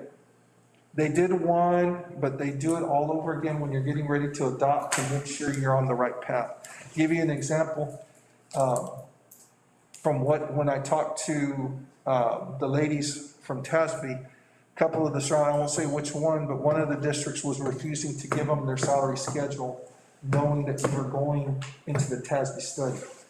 Why? Because they know that we're going to start getting competitive and where they're going to fight for the teachers. And that's what happens, but that's a good thing. That is only a good thing, because who does that benefit? At the end of the day, it benefits two groups, teachers and students. So I don't mind, I just, that was kind of music to my ears, like they're worried, because eventually we will be competitive. When do contracts go out? I mean, are we gonna be able to do it before contracts go out? August, right? No, the contracts, no. The teacher contracts usually are April. The teacher contracts, we do almost immediately. So that will be fine, because you're still gonna have to hire teachers. But that's a good question. I mean, if teacher contracts are in April and we don't get this back until May, how are we gonna? You adjust the budget. Yeah, we're gonna have to. We'll be talking about it throughout the next few months anyway, so. The thing is that right now, it would be shooting into the dark because we don't know how much we're gonna be funded. We already know that we're gonna have to have 130 teachers to populate our students that we have in our system. So that's not the problem, okay? Sir, look, we hired the teachers, around May. Because I think there's a state law that you gotta. Right. But we really don't, give them the actual salary until we approve the budget. So this is gonna be part of the budget. Right. And the other things are, since we're gonna be doing all that, I think that we also need to start looking at some budget workshops, because I mean. Right. And what I was Sure. thinking was that we need to start probably the first week in March with our first one. And we need to start doing what I was already gonna prep the principals with, was start their wish lists. And what I mean by that is, what is gonna be their priorities? You also need to sit there and also think about, there's another elephant in the room, and that's our facilities planning. And that has to be thought out too. So there's a lot of pieces that we gotta start doing. It's not just salaries. Salaries is gonna pay maybe 80% of the budget, but they're still gonna need another 10% is gonna have to be for instructional materials. And then that last 10%, okay, is it gonna be for buses? Is it going to be for the different things, because we're behind in certain areas. That was another problem that we had in Crystal. Remember, this board last year had to buy air conditioning that over $250,000 worth of air conditioning because we had actually gotten paid for it because of a hailstorm, but we chose to put that money into fund balance and we left the old air conditioning. So we had a junior high that was running on 15, 20-year-old equipment. We have that problem at just about every campus. So there's gonna be some give and take, there's gonna be some tough meetings, because as a board, we're gonna have to sit as a team of 8 and decide, okay, what's gonna be our priorities with this little bit of money that we do have. And again, this is why we have to start early with the budget. Exactly. We can't wait till No, it can't wait June till. or July and say, okay, here, go. It's gonna have to start March, April, May, and then May, we know what the salary schedule is gonna look like. And the teachers' needs, assessments and all that. Exactly. All right. So in that case, go ahead and talk to Ms. Flores, kind of break it down for the next few months on the budget, and then just kind of bring it up here. Yes, sir. All right, moving on to B, use of substitute teachers during pandemic. That was brought to the table by Mr. Mata. One of the things that is happening, and I kind of agree with him on this one. When a teacher goes into remote learning, okay, let's say I'm exposed, call out goes out. I'm sitting at Savannah and I got 10 kids in my classroom and I got 10 kids in remote learning, because that's basically what's happening right now. Who's covering my students in front of me? That's a real problem, because what ends up happening is that when we send home close contacts, a lot of times, that's what's stressing us. It's not the one person or the one child that's sick. It's the, how would you say it? The soldiers that are getting maimed in the process, because there is others that go home. Every time there's a call out with a positive case, 9 times out of 10, there is another person or 2 or 3 or 7, it can be 10, it can be 20. I've seen Jesse sometimes advise me that he's sending home an entire grade level. Okay? So what ends up happening as those 2 campuses, and it's literally 2 campuses that we have this problem at, that as more kids start coming in and the exposures still come in our community, and I don't care how many, we're still gonna have a lag time in there. I want to get the board's perspective, if it is okay with them, because we try to handle most of our subs in-house. Because we were, at the beginning of the pandemic, we were trying to pull in with our para staff and everything else to cover the classes, because we thought we could.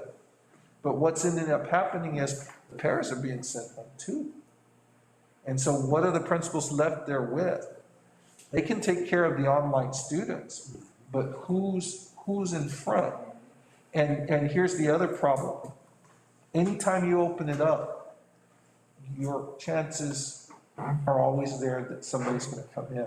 So technically, let's just say a teacher has to quarantine, she can teach from home, correct? Yes. So then she's got, let's just say 5 kids in her classroom, the rest of the kids are, virtual learning. So technically the question is, who's watching the kids in the classroom? Right, and that's becoming a bigger and bigger problem at 2 campuses, because, okay, I'm just gonna say it like this. When you're like at the high school and you have, because of the way the state is allowing the broken schedule, the AB blocks, Mr. Serna doesn't have all 100 kids there at one time, he only has 50. But you go to those 2 elementary schools that we have, and they literally have half enrollment every single day, Monday through Friday, not because of us wanting it a certain way, it's because of the way the state mandated it. My question to you is there a problem if I turn around and start going to the community and hiring substitutes? Now, here's the other thing. Don't think that there's whole lots of substitutes out there either. That was my question. How successful are we in drawing Because in? there is only a handful of substitutes that'll work for us right now. And each principal, this is true anywhere you go. They always have their little group of subs that they like to use.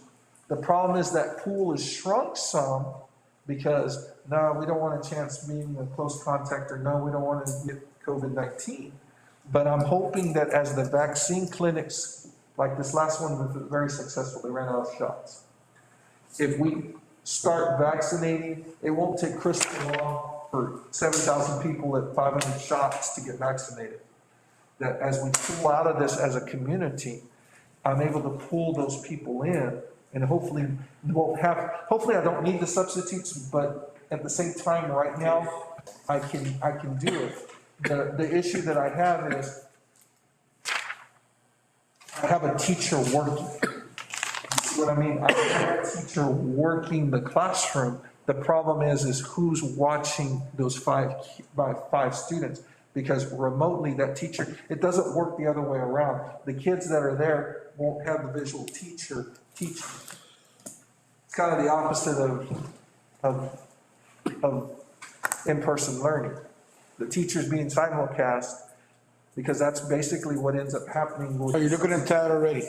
Excuse me? You're looking into that already? I'm wanting to do that. I'm just trying to get a perspective, just kind of like I did with the FML, what the board's kind of consensus is, because it's becoming a problem.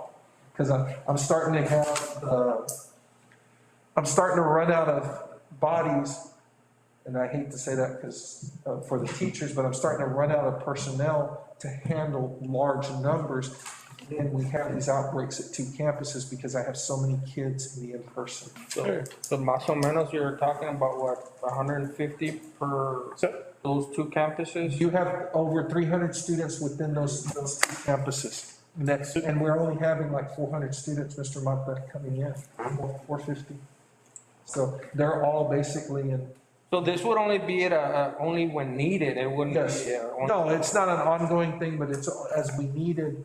I would need to give direction to the HR department that, yes, we will allow it, because usually you don't allow subs if you have a teacher. Makes sense, right? But the teacher's working from home, okay, who's watching the kids, especially if the para has been sent home. And we don't have. Or somewhere else in the classroom. Or one of the other classrooms or something. In other words, have enough bodies there to cover the campus without something bad happening, I guess is the best way of putting it. And we don't have anybody in-house at high school that can go help at TR? The thing is your high school has the least amount of para help of any of the campuses. Okay. As you go up, and you all know this too, as you go up the curriculum, what starts to happen? The amount of help, paraprofessional help dwindles. You'll have more at kindergarten than any other campus, but that's to be expected in high school would have because of the age of student. Yeah. Okay? All right. So, Thank you, sir. All right, number 9D, TEEX campus pacing calendars and the YAGs, year at a glance. I think I have Miss Norma Carranza is going to present right quick to the board. Okay, Mr. Churchill, is the PowerPoint up? Mine's gonna pop it up right now. Okay. And just remember, 5 minutes, everybody, no longer than that. Yes. Can you just tell me when it's up because I can't see it? Okay. So the first slide after the title page is just a quote that we put up there for the spiraling of curriculum. So I'm not going to read it to you, but we're just going to have it up there for a minute. So in case you will read it to yourself.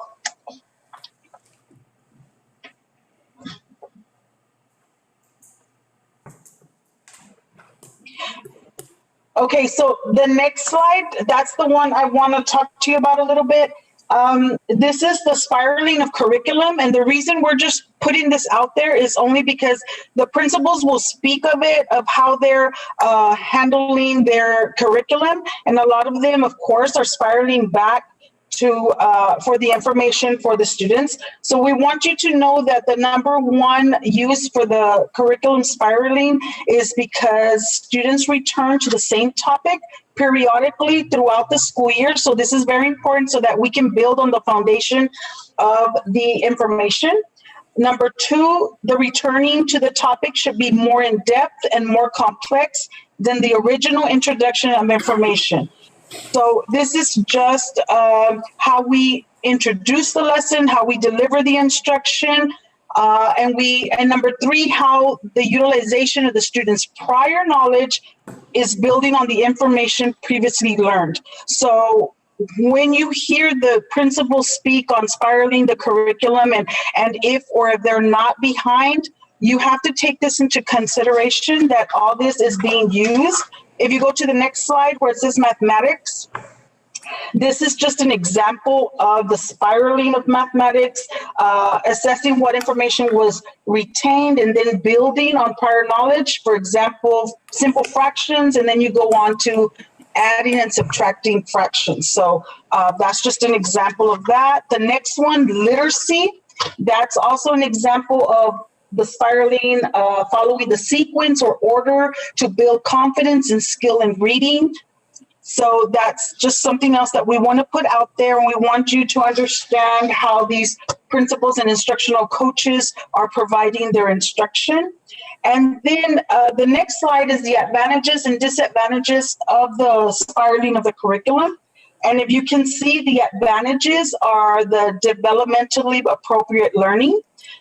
Prior knowledge is central to learning. Spaced repetition occurs. Structuring work to follow logical progression, and integration and collaboration occur. Now, the disadvantages of this is, of course, it's time consuming because you're going back to what's already has been taught. So you're taking that time to reteach it and go back. Another disadvantage is the curriculum gets overwhelming at times, and teachers find themselves reteaching content over and over. Not necessarily all the time, but there's parts of the content that need to be revisited only because of the capturing of the information from the students. So with that being said, each campus principal will present a brief overview of the campus pacing guide, just what they're using, the resources that they're using within the pacing guide for instruction, and the tracking of the delivery of instruction. In other words, are they on track right now? Are they a little behind? But you have to understand, if you go to the next slide, and I'm going through this pretty fast because I want the principals to have enough time to present. There's a chart there that I only put one item from each campus. I just want you to have a visual of what they're going to speak on. So that's just a visual for you to understand. But I also want you to know that right now, because of the length of the semester, from first semester to second semester, them being behind is okay. Not that we want them drastically behind, but because we are 4.5 weeks behind already, only because of the lateness of when we started. And if you look at the school calendar, the 69 days compared to the 97 days for first and second semester. So that's something to take into account when you're listening to the presentation. So Ms. Andy Guerrero, if you would like to start, and then we'll follow in sequence per grade level. Okay, for pre-K, we shifted this year to CLI Engage. We're following their scope and sequence because the textbook adoption we had was so out of date, it wasn't aligned to the 2015 pre-K guidelines. This one is aligned to it. It is also we're up for an adoption in pre-K this year. We never, the calendar changed. We shifted our pacing guide to coincide with the new school calendar. So when we say, yes, we're on track, it's because we made that modification. Are we where we were at this exact same time last year? No. But we also know that we have more time this semester to try to make sure that we finish through the scope and sequence. For kinder and first ELAR, we use the pacing guides and year to glances from TEAC's resource system. and we align it with HMH, which is our textbook adoption, to make sure that we're covering everything. Same thing, every time the school calendar changed, we modified and adjusted the pacing calendar. So we're not where we were last year, but we do know that we'll be able to get through everything. And then for math K1, we use Perlized. The only thing, we're on track for instructional delivery, but our data is showing that our students are not progressing or mastering what we're teaching at the degree that we want them to. So right now we're really trying to target through RTI and spiraling back the gaps that we're seeing from essentially a 6-month loss of instruction from the previous year. Any questions? Questions for Ms. Guerrero? Thank you, ma'am. Thank you, Ms. Guerrero. Ms. Hoffman?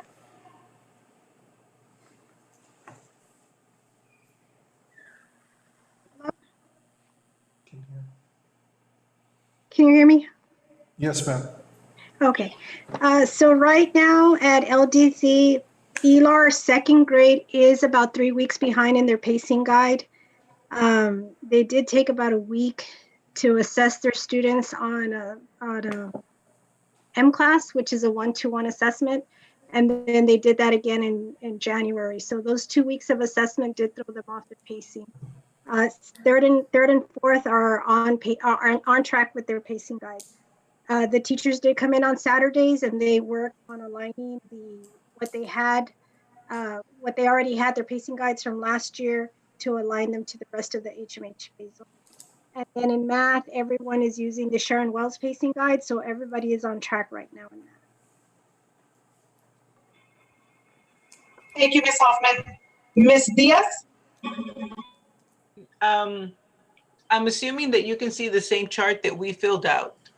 So if that is the case, then you can see that pretty much we're on track with some minor exceptions, but I agree with Ms. Andy that the pacing we have learned to adjust and accommodate and modify as necessary.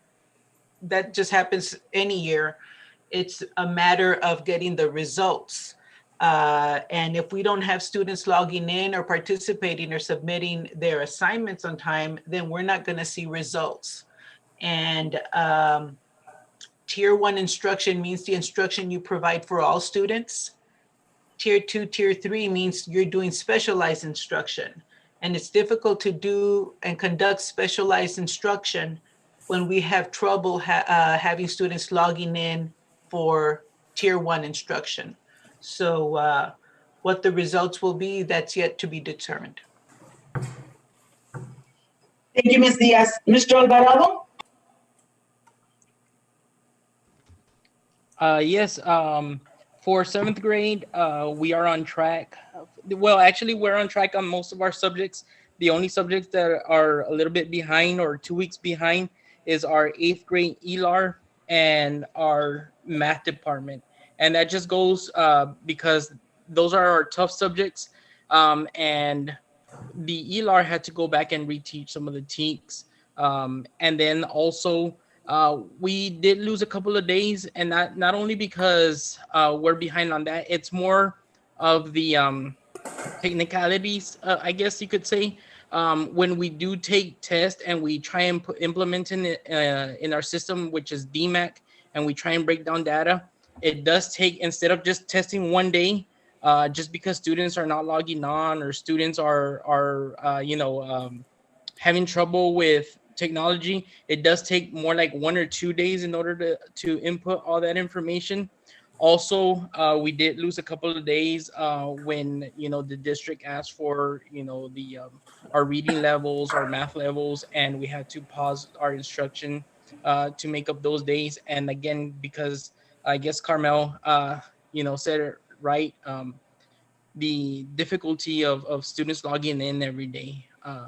We try our best to stay on pace, and our calendars have been worked on. Our teachers have worked hard to try and maintain the pace, but in the end, it's gonna matter to see how many students are actually logging on every day at home. Thank you, Mr. Alvarado. Mr. Sedna? Good evening, everyone. Can you all hear me? Yes, sir. Awesome. Okay. As far as my English department, they are on track, and the reason they're on track is they did go ahead and fix their YAG at the beginning of the school year to match up our district calendar. So they already did the work up front and make sure that they have covered all the TICs, especially in those testing classes before the actual test. In my math classes, they're about a couple of days to some of them a week behind. And just because, of course, they've come across some difficult TICs that they had to come back and just reteach and make sure that the students are picking up. But the plan for the teachers are just to, like Ms. Carranza mentioned at the beginning, to go ahead and spiral that in, some of the TICs that are going to be covered in the future, spiral it into other TICs that are going to be learned. As far as my social studies departments, all but one is on track. One of the teachers is 1 week behind. And again, we're working, the IC is working with that teacher just to go ahead and make sure we get caught up before testing. And as far as my science classes, the two classes that are being taught by Elevate K-12 are on track. And the reason they're on track is they are following an approved curriculum that I approved as we began that program. So they used our YAG and they found a curriculum that they have, and I made sure that it does match up 100%, and they're using their program according to the number of days that they had with our students. And as far as the upper classes for science, they are on track as well. Thank you, Mr. Sedna. And I wanted to tell the board that these principals, along with their instructional coaches and their counselors, are relentless on, I mean, they are just working hard. They are making sure that everything is being met, taught, and then revisited again. So when I tell you that I meet with the instructional coaches and we discuss different things, these instructional coaches are on it. And so I wanted to share that with you because not every single instructional coach on these campuses has control over this curriculum. Are there any questions? Any questions? I have one. When was the Spiral curriculum implemented? Okay, so the spiraling curriculum, it's not a curriculum itself. It is just a way to introduce the curriculum. Is that what you're asking? Well, yeah, kind of, yeah. Okay, so it's how they introduce the lessons and how they go back to teach the lessons that are being introduced. Different I have another question. method. I know it's a method, but. Is good enough? Go ahead. Yeah, speaking of technology and having trouble logging on, has any other campus besides Zavala gotten their devices We are still waiting. We're supposed to get devices either this week or next week from the state. for everybody? Or so right now, just Zavala has devices? Zavala and TR have devices. They got the touchpads that came in. They're very nice. Okay. I got a lot of compliments from some of the Zavala parents. The other ones are going to get Lenovo laptops. I kind of got after the state people because I told them they basically left us hanging. To Mr. Mata's question, your superintendent is a believer in two people. One is Bruner, which is the spiraling curriculum. In other words, you teach it, you come back to it, but you make it harder.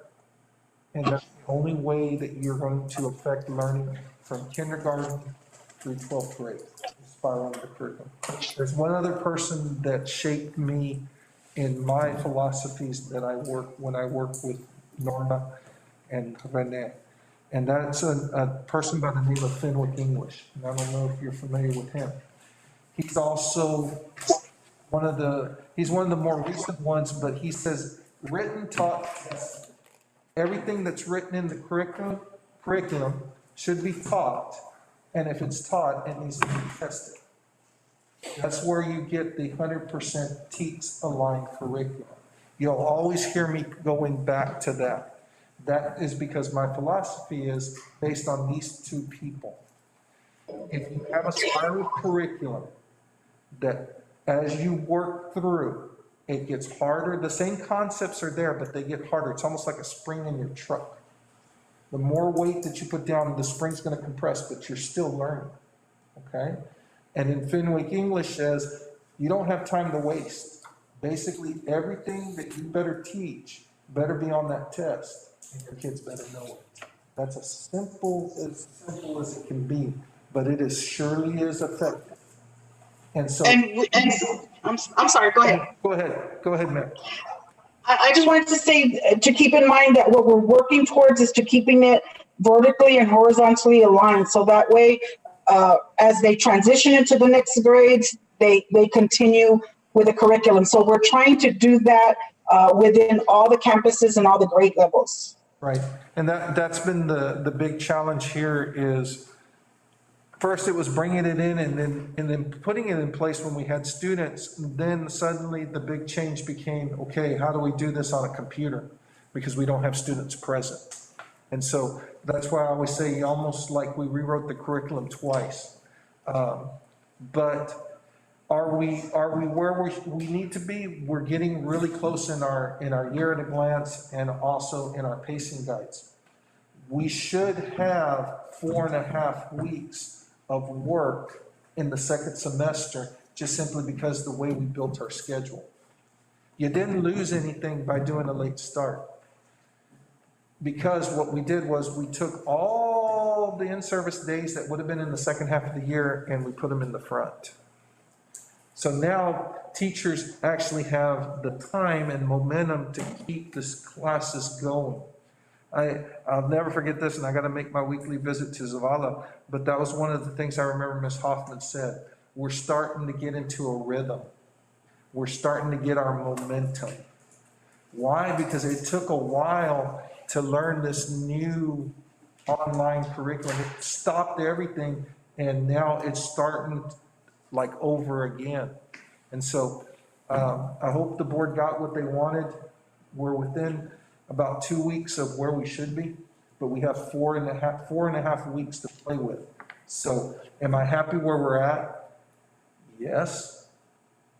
But the thing is the proof in the pudding is the test scores. That's going to be the ultimate, are we doing it? Now, the next step for these guys is going to be, okay, and Carmel kind of touched on it. We're battling tier 1, which is delivering online instruction to the students. Tier 2 is your tutoring. We've got to start tutoring, but we're still battling parents, students coming in 2 days a week, 3 days a week. Are those students needing help? Or that's why I say this attendance battle is a bigger battle than you think. It's also a battle, how do you produce and give the kids the extra help that they need? And in each campus, each principal has their intervention plan. So they are ready to tackle the tier 2 and tier 3 intervention. Some already have, they're doing it, but they have a plan in place. And so that is something good so that we can all be consistent and we can show the progress. And I'm going to use Robert and George for an example. At the last principals meeting, there was a little debate on when is the right time to do successful intervention. Because George has it where it's going to happen, correct me if I'm wrong, George, 8 o'clock in the morning. But Robert was of the opinion that it wasn't really successful because of participation. The trick is getting the amount of participation. That's the trick in all of this, is trying to get the kids logged in and this is where board plays a role, this is where community plays a role, call outs play a role, everything, because at the end of the day, what makes the student sign in? Because the teacher is doing their darndest. Let me tell you something, these lessons that I've seen being pumped out are beyond reproach. But if only 10 students are logging on when there should be 15, that means there's 5 kids missing out on it. And how do you get those 5 to log on if they never come into school? That's been the kicker all year long. And you see that in attendance, but you're also seeing it in curriculum. Teachers, it's not like the days of when Mr. Bonilla and I usually use as an example, when you had your 22 kids in your classroom and you could just turn yourself on and teach the kids. Now you only have half that in front of you and the other half are virtual, and it's up to them to sign on. Sometimes you're asking a lot for a third grader, a fourth grader, a fifth grader who's at home alone. And I always bring that to y'all's attention. That's all I have. Thank you, sir.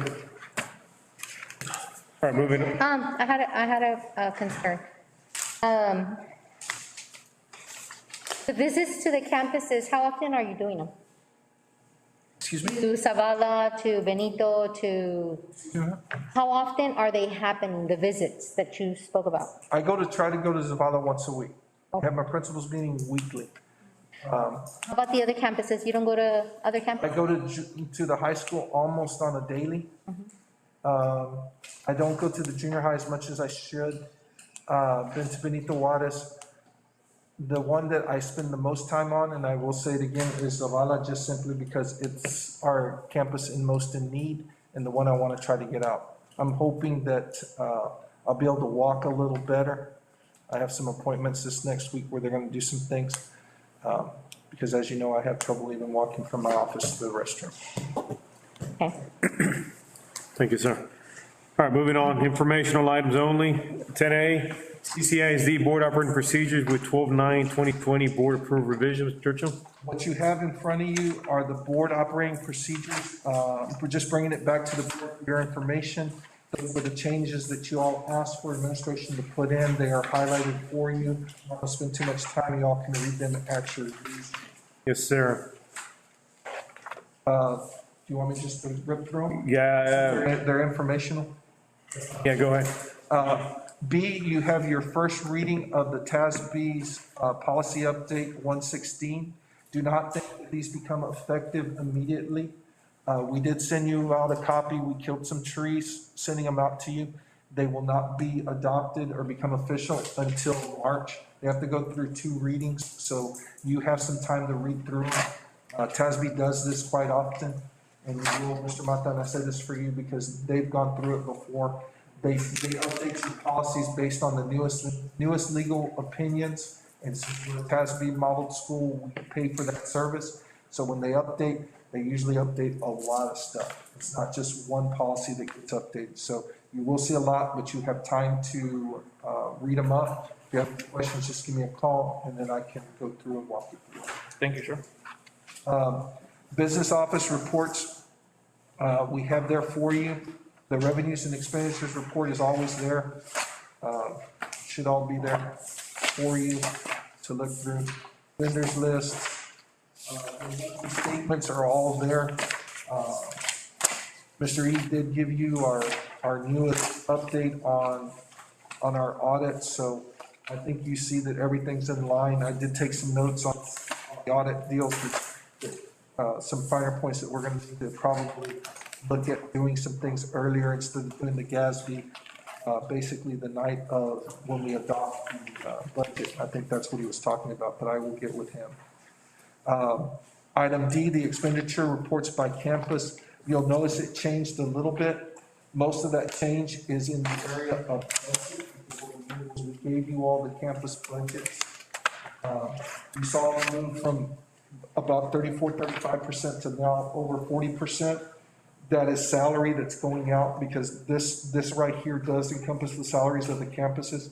But you'll notice that there is still monies available for the campus principals to spend in the certain areas.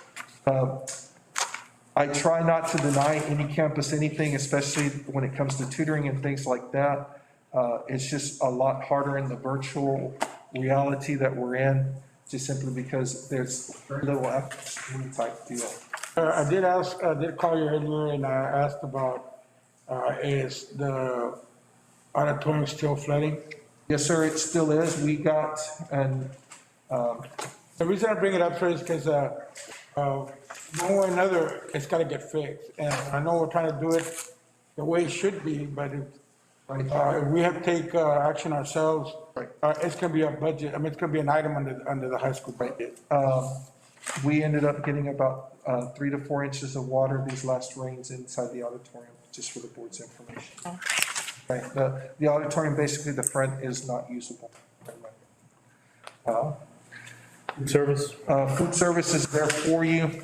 The money going out, it has been difficult. I will say, you saw we lost a little bit of money this last year because of participation. Even though we're trying to run a dinner program as well.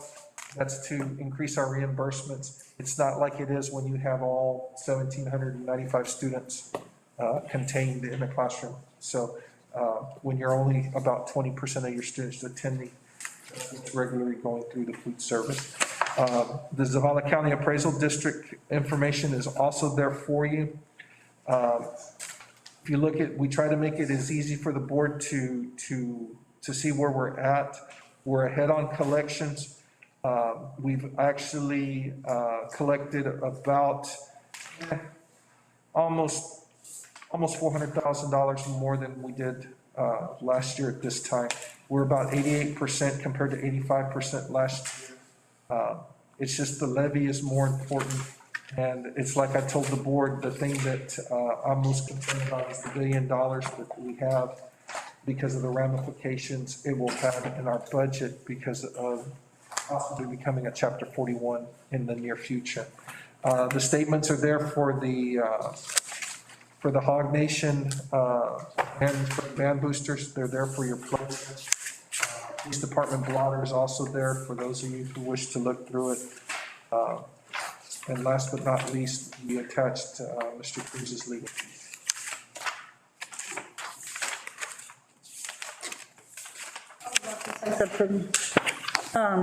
Even though it's not up for discussion, it's informational.